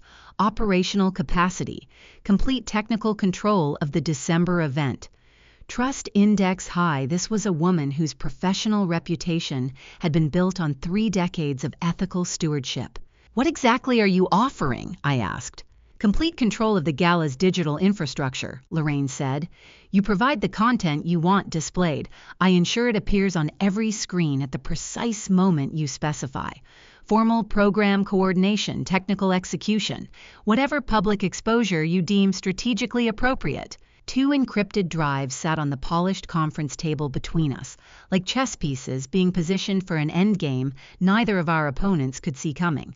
She reached into her briefcase and set a small black device on the table, her encrypted drive containing whatever fragmentary evidence she had accumulated over 8 months of silent observation. I looked at her, 60 years old, the absolute moral and institutional anchor of the Boston philanthropic circle, a woman whose authority within Boston's charitable ecosystem was unquestioned. Profile deeply principled, institutionally powerful, utterly unmoving when defending her organization's integrity. I placed my own drive beside hers. The complete forensic architecture of Vincent and Linda's conspiracy, bank records, cryptocurrency wallet documentation, communication logs, surveillance photographs. The comprehensive dossier Pierce had compiled, Theodore had analyzed, Margot had extracted, and Desmond had verified. And I said the only words that mattered. I have brought you the rest of the world. The email Simone forwarded to my secure account arrived on a Tuesday evening in late November, and Vincent's words appeared on my phone screen with the calculated cruelty of someone building a narrative for courtroom testimony. Your mother has been frigid and emotionally dead for over a decade. Linda, whom I know as Vivian, is the only human being who truly acknowledges my worth as a man. I had brought Lorraine the rest of the world complete forensic documentation that would give her control of the December gala's public exposure. Now Vincent was building his own narrative, and it cut deeper than any financial betrayal. I sat in Simone's living room reading the email she had forwarded with a subject line that simply said, "Mom, you need to see this." Vincent's message to our daughter continued, "I know you love your mother, but you must understand I have been invisible in her shadow for decades. She chose Harvard over our marriage. She chose the FBI over our family. Linda sees me. She acknowledges what I have built, what I have sacrificed. Your mother has been analyzing me like a case study for 40 years, never once asking what it felt like to be married to a woman the entire world calls professor. My analytical mind classified the strategy instantly systematic narrative building for anticipated divorce proceedings, attempting to split family allegiance, isolating the target from offspring support structures. Textbook evasion tactics I had documented in Chapter 11 of my 4th volume. I knew all of it. And yet I sat there, phone in my hands, asking myself a question that had no place in a case file throughout those 10 years. Had I truly been emotionally present? Or had I allowed Harvard, the FBI, and my own intellect to crowd out the empty spaces where my husband was supposed to exist? Some questions do not belong in case logs. "Mom," Simone said quietly from the kitchen doorway, "I'm sorry you had to read that." I set down the phone. "Don't apologize. You did the right thing forwarding it to me." She brought 2 cups of chamomile tea and sat across from me. The evening light through her kitchen window cast long shadows across the table. Outside, Cambridge settled into November darkness, early sunset, bare trees, the first real cold of approaching winter. "There's something else I need to tell you," Simone said, "about why I kept the affair secret for 14 months. I waited. Grandmother, Dad's mother, she knew," Simone said. Years before she died, she discovered Dad had been unfaithful before back in the early 2000s. Different woman. She confronted him, forced him to end it, made him promise to protect the family reputation, and on her deathbed she made me promise the same thing, to protect the family from scandal at all costs. I stared at my daughter. "Your grandmother knew Vincent had a pattern." "Yes." and she bound me to silence. I thought I was honoring her final wish. I thought I was shielding you from the destruction of everything you built. Simone's voice broke. Mom, I'm so sorry. I carried that burden alone for over a year, and I should have. I held up my hand to stop her. Then I did something my professional textbooks never taught me. I completely suppressed the clinical analyst inside my mind, offered no behavioral reframing or professional observations, and simply pulled my daughter into my arms. I held my child and spoke no words about ancestral guilt or the cognitive psychology of forgiveness. For the first time in 8 long months, I allowed myself to feel, not analyze, simply feel that my daughter loved me and had broken her own heart trying to shield mine from a truth I had already discovered on my own. You carried that alone, I whispered. I'm sorry she put that on you. We sat in her kitchen drinking tea that had gone cold while November darkness deepened outside, and I thought about Vincent's email. Perhaps he was right. Perhaps I had been emotionally absent. Perhaps the professor had crowded out the wife. But that didn't make his betrayal justified. It only made the whole situation more tragically human. 3 days later, I sat in Desmond Hayes's South End office for what he had described over encrypted text as an urgent briefing requiring immediate in-person discussion. Your husband just hired our firm to put a surveillance tail on you, Desmond said without preamble. I blinked. Explain. Vincent contacted us 2 days ago through our public intake line, requested comprehensive surveillance on his wife, asset tracking location, monitoring communication analysis. He wants to know if you're hiding money, meeting with attorneys, preparing a counter-strategy. He has no idea we've been managing your counterintelligence file for 5 months. The operational irony was so profound, I almost laughed. Every surveillance directive he issues lands on my desk, Desmond continued.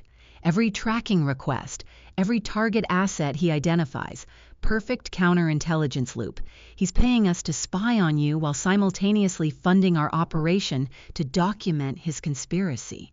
He's decompensating, I said, analyzing the behavioral telemetry.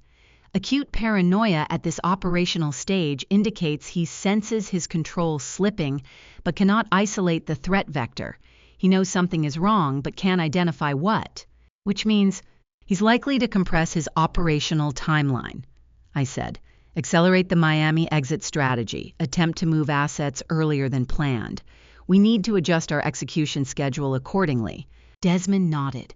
The December gala is in 5 days. Can you be ready? I thought about the encrypted drives I had given to Lorraine Frost, the AG's investigation David Howell was managing, the trust amendment protecting my assets, the fraudulent power of attorney Vincent held believing it granted him victory. He is running scared. In behavioral science, acute paranoia at this investigative juncture means the subject senses the trap closing around them, but cannot identify the mechanism or the walls. Vincent hired my own investigative shadow to hunt me down, completely oblivious that the shadow has been reporting to the light for 5 months. I'll be ready, I said. I returned to my Beacon Hill study that evening and opened my case file. I wrote in careful script, Subject 1, Elevated Anxiety Accelerating Operational Timeline, Window Narrowing, and beneath that, in bold underline, Proceed to Execution. The emergency telemetry alert vibrated my secure phone at 11 o'clock on the night of December the 5th, exactly 18 hours before the Boston Philanthropic Circle's annual gala, and the encrypted message that appeared on my screen carried the unmistakable syntax of a predator experiencing pure, unfiltered panic. I had written Proceed to Execution in my case file 48 hours earlier. Now execution had arrived ahead of schedule, triggered by Linda Marsh's fear. I was in my Beacon Hill study reviewing the final operational checklist Pierce had sent earlier that evening. Vincent was asleep upstairs. The house was quiet except for the distant hum of traffic on Exeter Street and the tick of the antique clock on my desk. The intercepted message captured by Margot's monitoring system and routed through our encrypted network displayed on my phone screen. Linda to Vincent, 11:03 p.m. She knows something. We move tonight or never. Transfer crypto before the gala. I read it 3 times, analyzing the syntax with surgical precision. She knows something. Not I suspect, or we should consider. Definitive conclusion, high certainty. We move tonight or never. Binary thinking, compressed timeline, no contingency planning. Transfer crypto before the gala. Abandoning the carefully orchestrated December exit strategy documented in Vincent's handwritten ledger. This was Linda Marsh making a highly emotional choice under extreme stress. This was completely uncharacteristic of her established behavioral profile. The woman who had executed 3 prior fraud operations with methodical patience, who had spent 18 months positioning herself within Boston's philanthropic ecosystem, who had maintained perfect operational discipline through every phase of this conspiracy, that woman was gone. Fear was overriding her strategic discipline. Subject 2 was executing an escape plan fueled entirely by blind terror, the single most fatal error a professional predator can make. I called Margot at MIT. She answered on the first ring. I saw the intercept, she said immediately. Crypto wallet interface shows no activity yet, but she's logged in. She's accessing the account right now. Are you anchored to the ledger interfaces? I asked. Yes, real-time monitoring active. Hold position, I said. The Attorney General's office has already flagged the wallet node. Let her pull the trigger. We need her to attempt the transfer. Understood. Should I alert Pierce? I'll handle that. You stay on the crypto monitoring. Any movement, I want to know immediately. I hung up and called Pierce. He answered with the alert tone of someone who had been expecting late-night operational updates. Linda's moving early, I said. Margot intercepted a panic message. She's attempting to transfer the cryptocurrency tonight. The AG's team is standing by, Pierce confirmed. David Howell briefed me this afternoon. FinCEN has the wallet flagged. Any transfer attempt triggers automatic regulatory hold and immediate law enforcement notification. Good, I said. Let it play out. I want her caught in the act of executing federal wire fraud. Understood. I'll be monitoring overnight. I sat in my study until 1 in the morning watching my phone for updates from Margot. At 12:47 a.m., a message arrived. Transaction initiated. $340K transfer to Cayman account. Frozen mid-execution by FinCEN. AG's office notified. She's caught. I read the message twice, then set down my phone and allowed myself a single moment of satisfaction. Linda Marsh had just committed federal wire fraud while under active law enforcement surveillance. The parallel criminal case was now ironclad. But I felt no triumph, only the cold certainty that tomorrow evening would bring the public reckoning. I went upstairs and lay down beside Vincent in the darkness, listening to his steady breathing, and tried to sleep. Morning arrived with pale winter light and the soft patter of snow against the windows. I woke at 6, showered, dressed in comfortable clothes, and went downstairs to make coffee. Vincent appeared in the kitchen at 7:30, already dressed in slacks and a crisp shirt. His hair combed, his expression bright with manic energy. Big day, he said, pouring himself coffee. The gala tonight will be magnificent. Linda Vivian, as I know her, is receiving the honorary patron distinction, such a well-deserved recognition.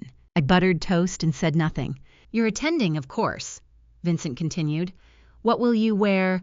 I intend to wear the deep blue silk gown, I said calmly, the exact one she admired at last winter's event. Vincent smiled, completely missing the weight of that statement. Excellent choice. You always look elegant in that gown. He sat across from me at the kitchen table, eating scrambled eggs and toast, talking about gala logistics and seating arrangements and the champagne selection. Light snow continued falling outside, dusting Beacon Hill in quiet white. I looked at him across the breakfast table, this man I had loved for 40 years. This man who had systematically betrayed me for over a decade. This man who believed he would leave this evening's gala victorious and financially secure. And I made a conscious, unprecedented choice. I turned off my profiling mind entirely. I had profiled his every look, gesture, and word for 8 months, cataloging micro-expressions, mapping behavioral tells, building an unassailable forensic portrait of deception. This morning, I chose not to profile. I chose to simply be his wife one last time, knowing that by evening, that identity would be gone forever. I chose simple human presence over clinical dissection. I allowed myself to mourn, not for what he had done to me, but for the man he was supposed to be and never became. The architect who had designed beautiful public spaces, The father who had taught our daughter to ride a bicycle. The husband who had once looked at me like I was the most fascinating woman in the world. That man was supposed to exist, and he never did. Or perhaps he did once and I had missed him while I was busy being Professor Whitfield. Some questions have no answers. I should start getting ready, Vincent said, standing and carrying his plate to the sink. Want to look my best tonight? He kissed my forehead, casual domestic, the gesture of 40 years of marriage, and exited the kitchen whistling a faint, jaunty melody, completely oblivious to the weight of the morning or the blue gown waiting in my closet or the fact that this was the last breakfast we would ever share. I sat alone at the table with the cooling remains of my coffee, the winter light filtering through the frosted windows. I simply watched him walk away. At 4:00 p.m. on December 6th, I opened the secure video link from my Beacon Hill study. Within 60 seconds, 3 screens flickered to life. My daughter, son-in-law, and granddaughter appeared 3 generations arrayed across Boston, like generals coordinating the final movements of an 8-month campaign. I had watched Vincent walk away that morning, choosing grief over analysis. Now it was time to finish this. Simone appeared first from her financial district clinical office. At 42, she wore a psychologist's composure, though her eyes held the weight of our recent reconciliation. Pierce joined next from his downtown legal headquarters. 45 and impeccably dressed, the gray December skyline framed his window. Finally, 19-year-old Margot connected from her MIT dorm, multiple monitors glowing behind her. Status check, I said. Pierce legal infrastructure. Trust amendment locked in Massachusetts probate court as of October 9th, Pierce reported. Any fraudulent power of attorney attempt triggers immediate nullification. The cryptocurrency freeze is active via FinCEN with David Howell's team on standby. The forensic drive was delivered to the gala's master control room at 2 p.m. now with Lorraine Frost. Corporate litigation is on site at the Fairmont Copley Plaza. Status green. Margot digital infrastructure. Her fingers flew across her keyboard. Feeds encrypted. Crypto nodes monitored. Linda's failed transfer at 12:47 a.m. remains frozen by federal hold. All communication intercepts route to my terminal. Surveillance feeds are uploading to secure cloud storage. Nothing moves without us. Simone family coordination. Dad left at 3:30 for the Fairmont, Simone said. Linda Marsh checked into the presidential suite under her legal name at 2 p.m. The younger grandchildren are safely with their father. Everyone is briefed. We're ready, Mom. I looked at my family. For 35 years, I had been the protector. Tonight, I learned what it meant to be protected. The gala begins at 7, I stated.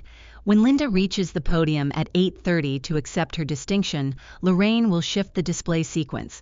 Public exposure will be complete. And if she doesn't show, Pierce asked. She will. Her vanity requires it.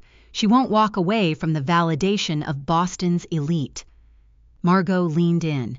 The crypto freeze is holding. She can't flee empty-handed. She's trapped. Simone's expression softened. Mom, you've prepared for this. Your entire career training agents, writing textbooks, studying criminals for Harvard and the FBI. She believed that, but she was wrong. No, sweetheart, I said softly. I built expertise for my career. But this operation, I built it for my family.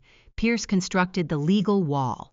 Margot provided the forensics. Simone, you broke your heart protecting mine. I am ready tonight, not because of my credentials, but because of all of you. Silence fell. Pierce cleared his throat. Margot wiped her eyes. Let's finish this, Pierce said. At 4:47 p.m., the countdown began. In 2 hours, I would enter the ballroom in the blue silk gown Linda once coveted. Vincent and Linda would be there unsuspecting. Lorraine would be waiting for my signal. Any final questions? No, Simone said. But Mom, are you truly okay? For the first time, I didn't analyze or profile. I simply answered from my heart. Yes, my love, I said, I am. The video conference ended at 4:52 p.m. I told my family I was truly okay speaking from my heart rather than my analytical mind. By 8:30 that evening, I stood in the grand ballroom of the Fairmont Copley Plaza, wearing my deep blue silk gown, watching Linda Marsh walk toward the podium to accept an award she had manipulated her way into receiving, and I felt absolutely, completely ready. The ballroom held 340 guests under crystal chandeliers that refracted light across upturned faces and champagne flutes. Boston's philanthropic elite in evening wear gathered for the annual gala that had anchored the social calendar for 3 decades. I stood near the back, Roxanne Mercer positioned at a nearby table, Pierce somewhere in the crowd with his legal team, and Lorraine Frost at the board table near the stage. The master of ceremonies spoke into the microphone, his voice carrying across the ballroom. And now it is my great pleasure to present the Honorary Patron of the Year distinction to a woman who has contributed immeasurably to our charitable mission, Ms. Linda Marsh. Applause rippled through the crowd. Linda rose from her table in a crimson gown, her auburn hair styled in elegant waves, her smile perfect and practiced. She walked toward the stage with the confident stride of someone who believed she had won. Vincent sat at a table near the front, champagne flute in hand, watching Linda with unmistakable pride. Linda reached the podium. The master of ceremonies handed her the crystal award. She turned toward the microphone, her smile widening. And then the massive display screens mounted on either side of the stage flickered. The gala branding disappeared. For 3 seconds, the screens showed nothing but black. Then bold white text appeared. Notice from the board of directors, financial irregularities under forensic review. Linda's smile froze. The microphone feedback whined through the sudden silence. The text dissolved. New information populated the screens in clean clinical formatting. Unauthorized transactions. March-November 2023 total amount $341 source. Hale Family Trust, unauthorized access, destination offshore cryptocurrency account, SG 4471. Crypto LM beneficiary Linda Marsh legal name. Alias history on file. The chandeliers seemed brighter, the champagne bubbles louder. The collective gasp of 340 guests spread through the ballroom like wildfire. I watched Linda's face as comprehension dawned. The color drained from her features. Her grip on the crystal award tightened until her knuckles went white. Her eyes scanned the room, frantically searching for Vincent, searching for an exit, searching for any explanation that would undo what was now public knowledge. My gaze shifted to Vincent across the ballroom. I cataloged his micro-expressions with the precision of 35 years of training.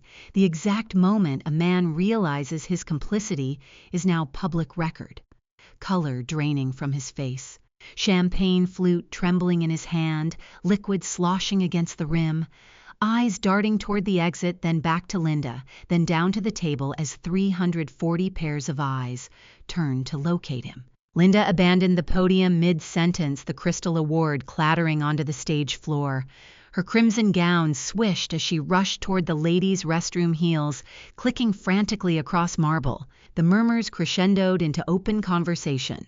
Smartphone cameras flashed.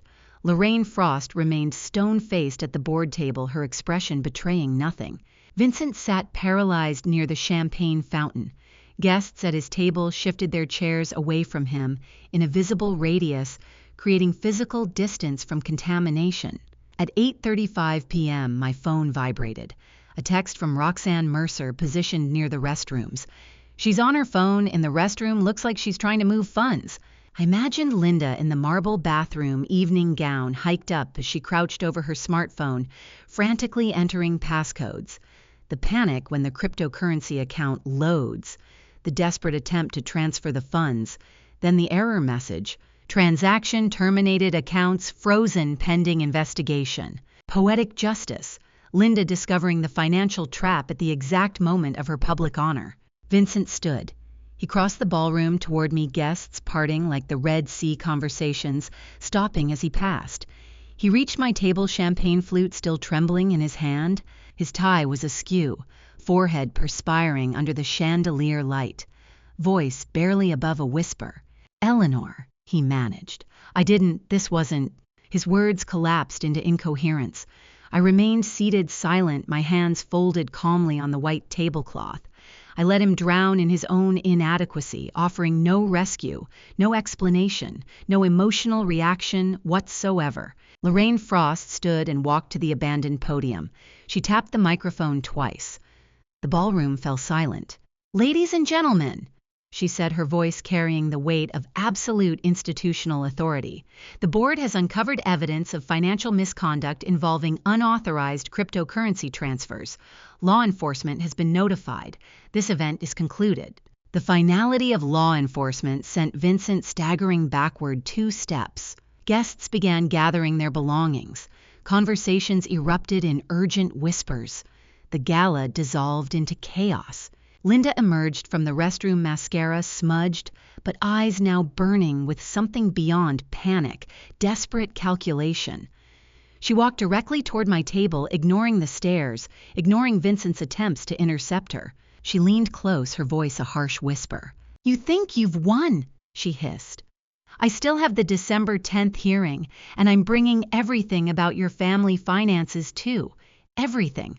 We'll see who survives scrutiny." My triumphant certainty fractured. She straightened, smoothed her crimson gown, and walked out of the ballroom with her head high, leaving Vincent standing alone in the wreckage of his conspiracy. I sat very still, processing her threat.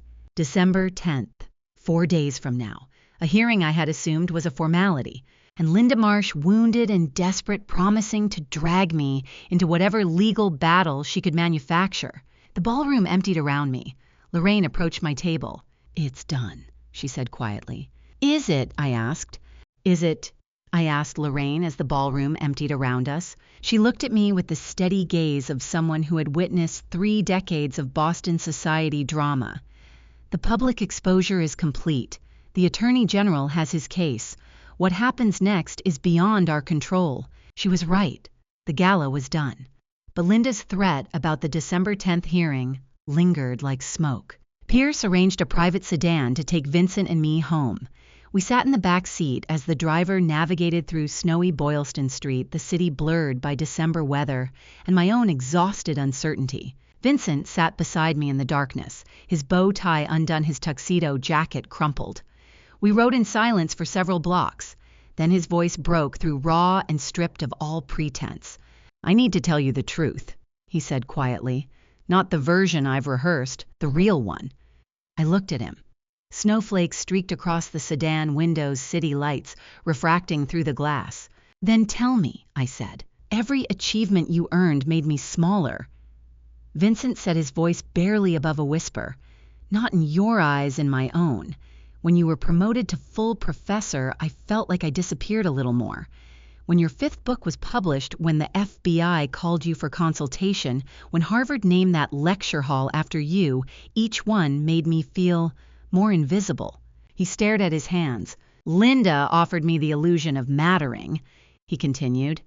"She asked my opinion. She listened when I talked about architecture. She acted like my career had been significant, not just a footnote to yours. And God help me, I needed that. I needed to feel like I existed as something other than Professor Whitfield's husband." I watched snowflakes dissolve against the heated glass, the same way 8 months of certainty dissolved into this one unexpected truth. "It wasn't about the money," Vincent said. "It was about trying to build something that was mine.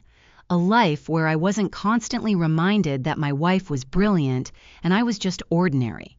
"I understand your pathology, Vincent," I said, my voice steady and clinical. "But understanding doesn't equal absolution." "I know," he said. "I'm not asking for forgiveness. I just needed you to know it wasn't about not loving you. It was about hating myself." The sedan pulled up to our Beacon Hill townhome. We sat in silence for a moment, the engine idling, snow continuing to fall. "Where will you go?" I asked. "Simone said I can stay in her guest room temporarily. Pierce is arranging a separate apartment. The divorce papers will be filed next week." I nodded. "The Attorney General will likely offer you leniency in exchange for testimony against Linda." "I've already given them everything," Vincent said. "All the communications, the offshore accounts, her previous fraud victims, all of it." He opened the sedan door and stepped out into the snow. Then he turned back. "For what it's worth, Eleanor, you deserved better than me," He closed the door and walked toward a waiting car at the curb. I watched him go. This man I had loved for 40 years. This man who had systematically betrayed me because he couldn't bear living in my shadow. I understood him completely, and I would never forgive him. I entered the townhome at 10:27 p.m. The house felt different, emptier, quieter mine, in a way it hadn't been in 4 decades. I went to my study. The case whiteboard still dominated one wall covered in 8 months of investigative mapping. Names connected by lines, dates cross-referenced with financial transactions, Vincent's handwriting in one corner, Linda's fake identity documentation in another, the offshore account codes, the December gala timeline, 8 months of my life compressed into blue and red dry erase marker. My phone buzzed, a text from Margot. AG confirmed receipt of all files, case transferred to prosecution. You're done, Grandma. I read the message twice. You're done. I picked up the eraser from the whiteboard tray. I started with the timeline, March through December, each date wiped away with a slow, methodical stroke. Then the financial codes, the account numbers, the transaction amounts, Vincent's name, Linda's aliases. 8 months compressed into white dust and the faint squeak of felt on laminate. The whiteboard erasure left ghost trails of blue and red marker where the ink had sat too long, evidence of what had been there, fading, but not entirely gone. Linda's name was the last to vanish into white silence. I set down the eraser and stepped back. The whiteboard was blank. The case was complete. The evidence had been delivered to the Attorney General.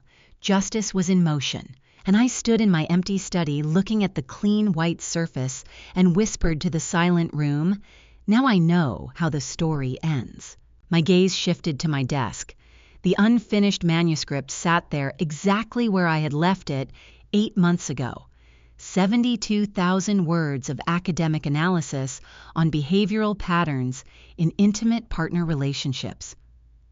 Chapter 14 had been nearly complete when I discovered the first financial irregularity back in April. I had abandoned it that day, set it aside to focus on the investigation, told myself I would return to it when the case was closed. Now the case was closed. I opened the manuscript file on my laptop. The cursor blinked at the end of Chapter 14, waiting. I scrolled to create a new page. Chapter 15. I sat in the quiet study with snow falling outside and the blank whiteboard behind me and 72,000 words of academic theory in front of me, and I finally understood what the final chapter needed to be. Not more analysis, not more case studies, not more clinical distance. The final chapter needed to be true. For the first time since discovering Vincent's betrayal, 8 months ago, I knew exactly how the story would end.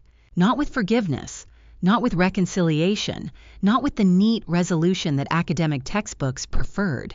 With truth. Raw, painful, complicated truth about a woman who spent 35 years studying deception and missed it in her own marriage. About a mother who protected her family using the same skills she had taught to federal agents. About a wife who learned to separate understanding from absolution.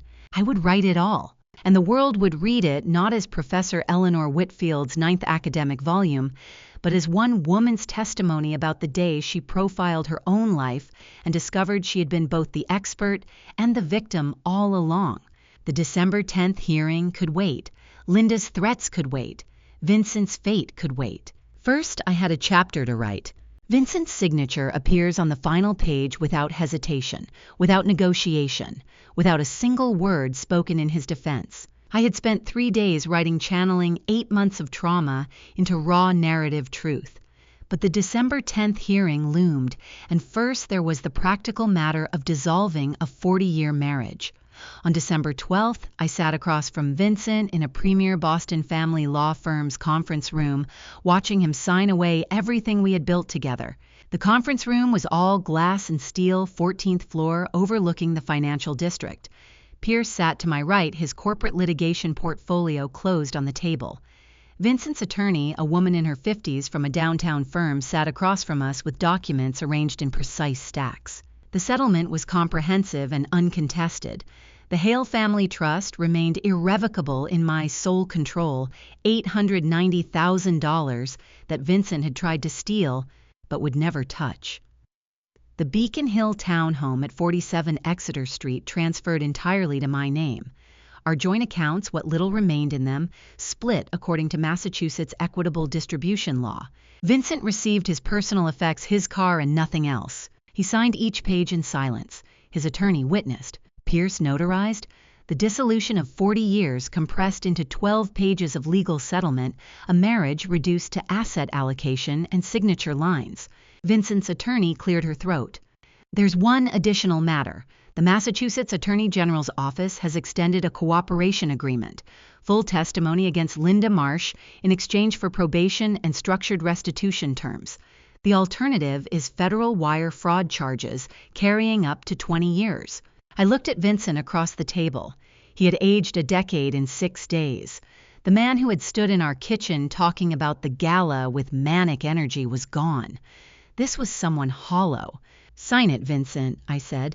"At least save yourself from what she's facing." He spoke for the first time since entering the conference room. "I already gave them everything. Dates, transfers, her Plan A and Plan B targets. All of it. I've been cooperating since the day after the gala." Pierce slid the cooperation agreement across the table. Vincent signed without reading it. The meeting concluded at 2:47 p.m. Vincent stood, gathered his copies of the settlement, and left without looking at me.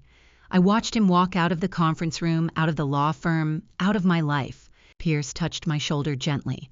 "Are you okay?" "Functional," I said quietly, which is sufficient for today. I returned to 47 Exeter Street, my house now solely mine, at 5:30 that evening. Winter darkness had already settled over Beacon Hill. I made Earl Grey tea and went to my study. My laptop held 17 new emails. I scrolled through them mechanically. Updates from Roxanne Mercer. A message from David Howell at the Attorney General's office confirming receipt of Vincent's sworn testimony. A note from Lorraine Frost regarding board actions taken against Linda Marsh. Then one from Pierce with the subject line, "Thought you'd want to see this." I opened it. A forwarded email from someone named Rebecca Shaw sent to Pierce's law firm's general inquiry address. The email read, "To whom it may concern. 3 months ago, I received an anonymous legal notice warning me that a woman named Linda Marsh was positioning herself to defraud me of a significant real estate development investment. The notice included enough verifiable details that I immediately halted all financial dealings with her and reported the matter to authorities. I don't know who sent that warning or how they obtained the information, but you saved my family's entire retirement fund. We would have lost everything over $450,000 that took us 30 years to build. I will never know your name, but please know that somewhere in Boston, a family is safe because of what you did. Thank you." I read the email 3 times. Rebecca Shaw. The Plan B developer Margot had identified in Linda's parallel operation the backup target Linda was cultivating while Vincent remained her primary mark. Pierce had sent the anonymous warning. I had asked him to back in September when Margot discovered the contingency plan, and now this woman, this complete stranger, was safe. I saved a woman I'll never meet, never know, never receive thanks from directly. She will never send me flowers, never know my name, never realize how close she came to losing everything her family spent 3 decades building. But she's safe, and somehow that mattered more than any public vindication. My phone chimed. A PDF attachment from Desmond Hayes. Subject line, "Final Report." I opened the document. 23 pages of investigative summary surveillance logs, financial forensics, and photographic evidence. The cover page displayed Desmond's firm letterhead and a single line of text. Subject Linda Marsh, investigation status concluded. I scrolled to the final page. Desmond's signature, a date stamp, and 3 words that should have felt triumphant, but instead felt simply factual. Case closed, invoice attached. I sat in my study with winter darkness pressing against the windows and the blank whiteboard on the wall behind me and 72,000 words of unfinished manuscript waiting on my laptop. Linda Marsh faced multiple felony charges. Her board titles had been stripped, her seaport lease terminated, her offshore accounts frozen by federal order. She would spend years in legal battles, likely decades in prison. Vincent had testified against her, securing his own reduced sentence in exchange for cooperation. Our divorce was finalized. Our 40-year marriage dissolved into legal documentation. And somewhere in Boston, Rebecca Shaw was safe. I closed my laptop and looked at the manuscript file icon on my desktop. Chapter 15 waited. The final chapter I now knew how to write with truth instead of clinical distance. But first, tomorrow, the December 10th hearing transcript would arrive. Linda's formal criminal charges. The legal language that would transform my entire 8-month ordeal into official court record. I would read it. I would absorb it. I would understand what justice looked like when reduced to legal prose. And then I would write the ending. Not the ending my academic training prescribed. Not the ending Harvard would expect. Not the ending the FBI would recommend. The true ending. The one where a 67-year-old woman profiled her own life and discovered she had been both the expert and the victim, both the analyst and the subject, both the professor and the student, learning the hardest lesson of all. That love and logic could coexist. That understanding didn't require forgiveness. That saving a stranger mattered as much as vindicating yourself. I would write it all. The courtroom transcript would provide the structure. But the truth, messy, painful, complicated truth, would provide the ending. Vincent's text appears on my phone at 9:47 on the morning of December 20th. One conversation before the arraignment. No attorneys, just us, please. I had spent a week understanding that the courtroom transcript would provide structure for my manuscript, but the truth, messy, painful, complicated, would provide the ending. Now Vincent wanted one final conversation. 4 days before his arraignment. No lawyers, just the two people who had spent 40 years building a life together and 8 months tearing it apart. I texted back, Beacon Hill Tavern, 11 a.m. The tavern was quiet on a Tuesday morning, dark wood brick walls, the smell of coffee, and something baking in the kitchen. I arrived, first chose a table in the back corner, ordered Earl Grey tea. Vincent entered at 11:03. He looked smaller somehow, grayer, wearing a plain sweater and slacks, not the sharp suits he had favored during his conspiracy with Linda. He saw me and crossed the tavern with hesitant steps. "Thank you for meeting me," he said, sitting across from me. "What do you want, Vincent?" "I'm not asking for anything," he said quickly.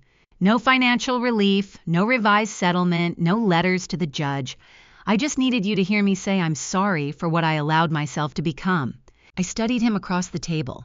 The man I had loved for 40 years, the man who had systematically betrayed me for over a decade, the man who had confessed in a sedan after the gala that his crime was rooted not in greed but in fear. "You became afraid," I said. "Fear makes people do terrible things." "It does," Vincent agreed, "but that doesn't excuse them. I spent years being terrified of irrelevance, and instead of talking to you about it, His voice broke. "I destroyed us." The tavern was warm. A fire burned in the brick fireplace near the bar. Outside, December, snow fell soft and steady. "Will you ever forgive me?" Vincent asked. I sat with the question. In my professional life, I had counseled hundreds of victims about forgiveness. I had written chapters on the psychology of reconciliation. I had taught federal agents to distinguish between genuine remorse and strategic performance. Now I was the victim, and I had to answer honestly. "I don't know," I said. "But I believe your remorse is real. That's enough for today." Vincent's eyes filled with tears. "That's more than I deserve." "Perhaps," I said, "but forgiveness and belief are not synonyms. One requires erasure of debt, the other merely acknowledges sincerity. I can believe you're sorry without absolving what you did." He nodded, wiping at his eyes with a napkin. "The AG's office told me you'll likely receive probation," I said. 3 years supervised release, restitution payments, community service, because you cooperated." "I know," Vincent said. "Linda will get 20 years, maybe more, and I get to walk free because I testified against her." "You made a choice," I said. "Late, but you made it." We sat in silence for a moment. The fire crackled. Someone at the bar laughed at something the bartender said. "I hope you find peace, Vincent," I said, standing. "Genuine peace. Not the illusion Linda sold you." I left him sitting at the table and walked out into the December snow. 5 days later, Christmas arrived. My first Christmas without a husband in 40 years. I woke in the Beacon Hill townhome, my home now solely mine, and made coffee in the quiet kitchen. No Vincent discussing holiday logistics, no performance of domestic harmony, just silence and snow falling outside the windows. Simone arrived at 4 p.m. with Pierce and Margot and the younger grandchildren. They brought food wine gifts wrapped in bright paper. The house filled with noise and laughter and the smell of roasting turkey. We gathered in the living room around the fireplace I had lit that morning. Pierce poured wine. Margot helped the younger children arrange presents under the tree. Simone moved through the space with the ease of someone who knew she was home. The fireplace crackled. Margot laughed at Pierce's terrible joke about MIT engineering students. And I realized this is what peace sounds like. Not silence, not the absence of conflict, but the presence of people who love each other without conditions, without performance, without fear. Grandma, Margot said, settling on the floor near my chair, my algorithms professor said my fraud detection model was the strongest undergraduate thesis he's seen in 5 years. He wants me to present it at a cybersecurity conference next spring. That's extraordinary, I said, touching her shoulder. I'm so proud of you. I had a good teacher, Margot said, smiling up at me. The younger children played with their new toys. Pierce and Simone talked quietly by the window. The fire burned steady and warm. Simone crossed the room and sat beside me on the sofa. She took my hand. Mom, she said quietly, are you really okay? I mean, truly? I looked at her. My daughter, 42 years old. A psychologist who had carried her grandmother's secret for over a year because she thought she was protecting me. A woman who had reconciled with me over chamomile tea and chosen to stand beside me during the investigation. I am lighter, I said. For the first time in 8 months, I'm simply here, not planning, not investigating, just here with all of you. Simone leaned her head against my shoulder. We sat like that while the fire crackled, and Margot explained her thesis to Pierce, and the younger children built towers from blocks. The most emotionally authentic Christmas in decades, and it had happened not despite Vincent's absence, but because of it. My family finally had room to breathe without walking on eggshells around fragile masculinity. We could be present without performance. They left at 9 p.m., bundled against the December cold, carrying leftovers and promises to gather again for New Year's. I hugged each of them at the door and watched them disappear into the snowy Boston night. I returned to my study. The unfinished manuscript waited on my laptop. 72,000 words of academic theory, and now I knew what the final chapter needed to be. Not about revenge or justice, not about the behavioral psychology of fraud or the clinical analysis of betrayal, about the day a mother chose truth over comfort and discovered she could save both herself and the strangers in the process, about learning to believe without forgiving, about finding peace in presence rather than performance. The manuscript's final chapter awaited no longer academic analysis but lived testimony. I opened my laptop and began to write. I sat down at my desk on December 28th with the knowledge that I had spent 40 years teaching others to see patterns in human behavior while remaining strategically blind to my own. The manuscript was nearly complete, 14 chapters, analyzing case studies of deception, self-delusion, and transformation. Chapter 15 remained blank. I had told myself it would be a synthesis chapter, an academic summation. That was a lie I constructed with the same precision Vincent used to hide his affair. The cursor blinked on the empty page.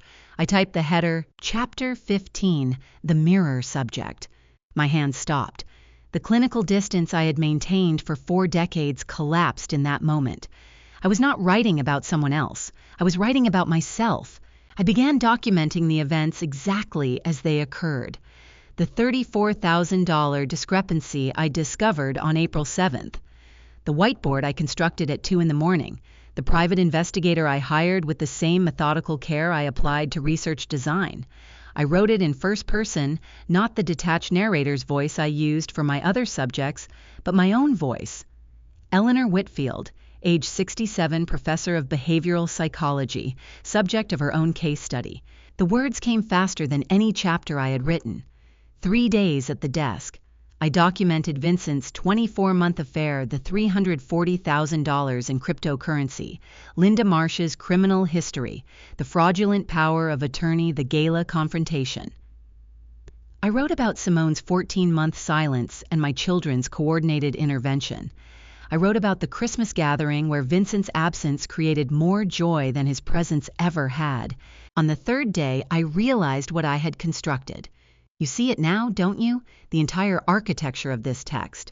I have been writing you, the reader, into my own case study. This chapter is not about Eleanor Whitfield. This chapter is Eleanor Whitfield examining herself with the same rigor she demanded of her students.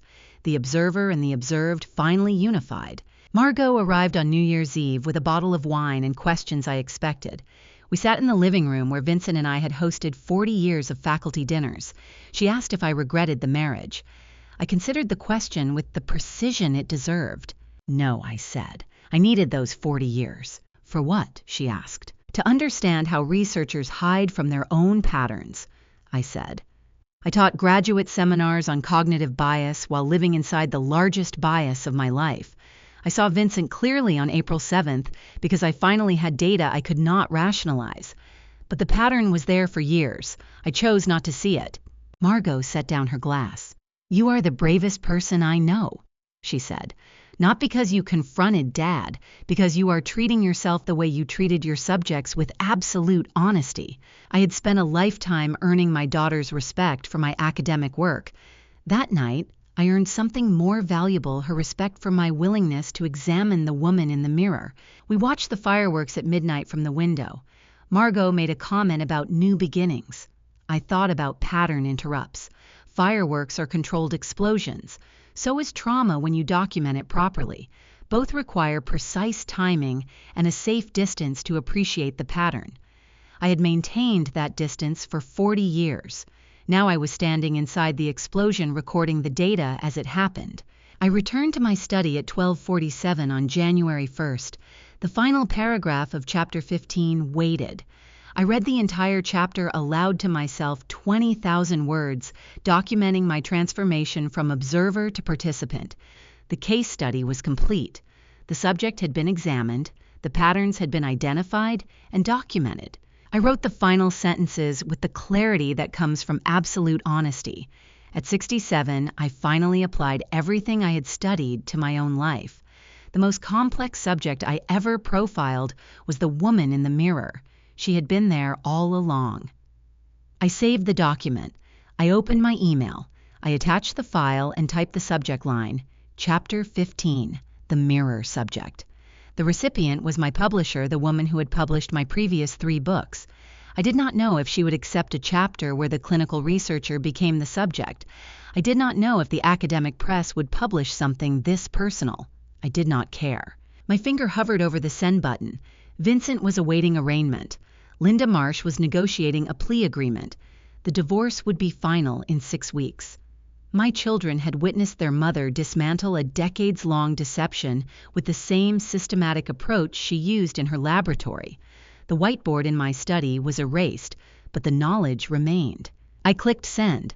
The manuscript, my story, my data transmitted into the digital void. The chapter was complete. The case study was documented. The subject in the mirror had finally been examined with the rigor she deserved. I closed my laptop and looked at the empty whiteboard. For 40 years, I had filled boards like this with other people's patterns. I had analyzed their choices, documented their delusions, published their stories with their identities protected. I had never turned that same lens on myself. The greatest deception was not Vincent's affair or Linda's con artistry. The greatest deception was my belief that I could study human behavior without examining my own. The new year had arrived. The manuscript was sent. The data was recorded. And for the first time in my life, the researcher and the subject were the same person speaking in the same voice, telling the same truth. And to you, listening to my story, remember, this expertise means nothing if you cannot apply it to your own life. I spent 40 years teaching students to identify patterns of deception. I wrote textbooks, I published research, but when those same patterns appeared in my own marriage, I chose blindness over truth. Don't make my mistake.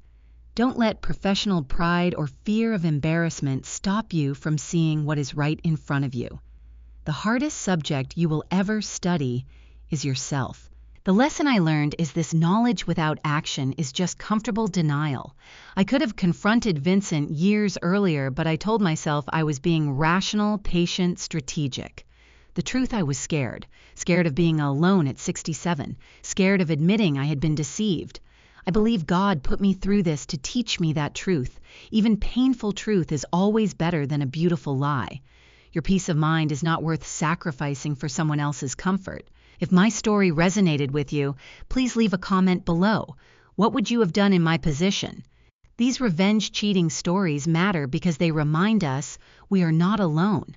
Share this with someone who needs to hear it. And if you want more revenge cheating stories about truth, justice, and reclaiming your life, please subscribe to Her Vengeance. Thank you for staying until the very end. Your time means everything to me.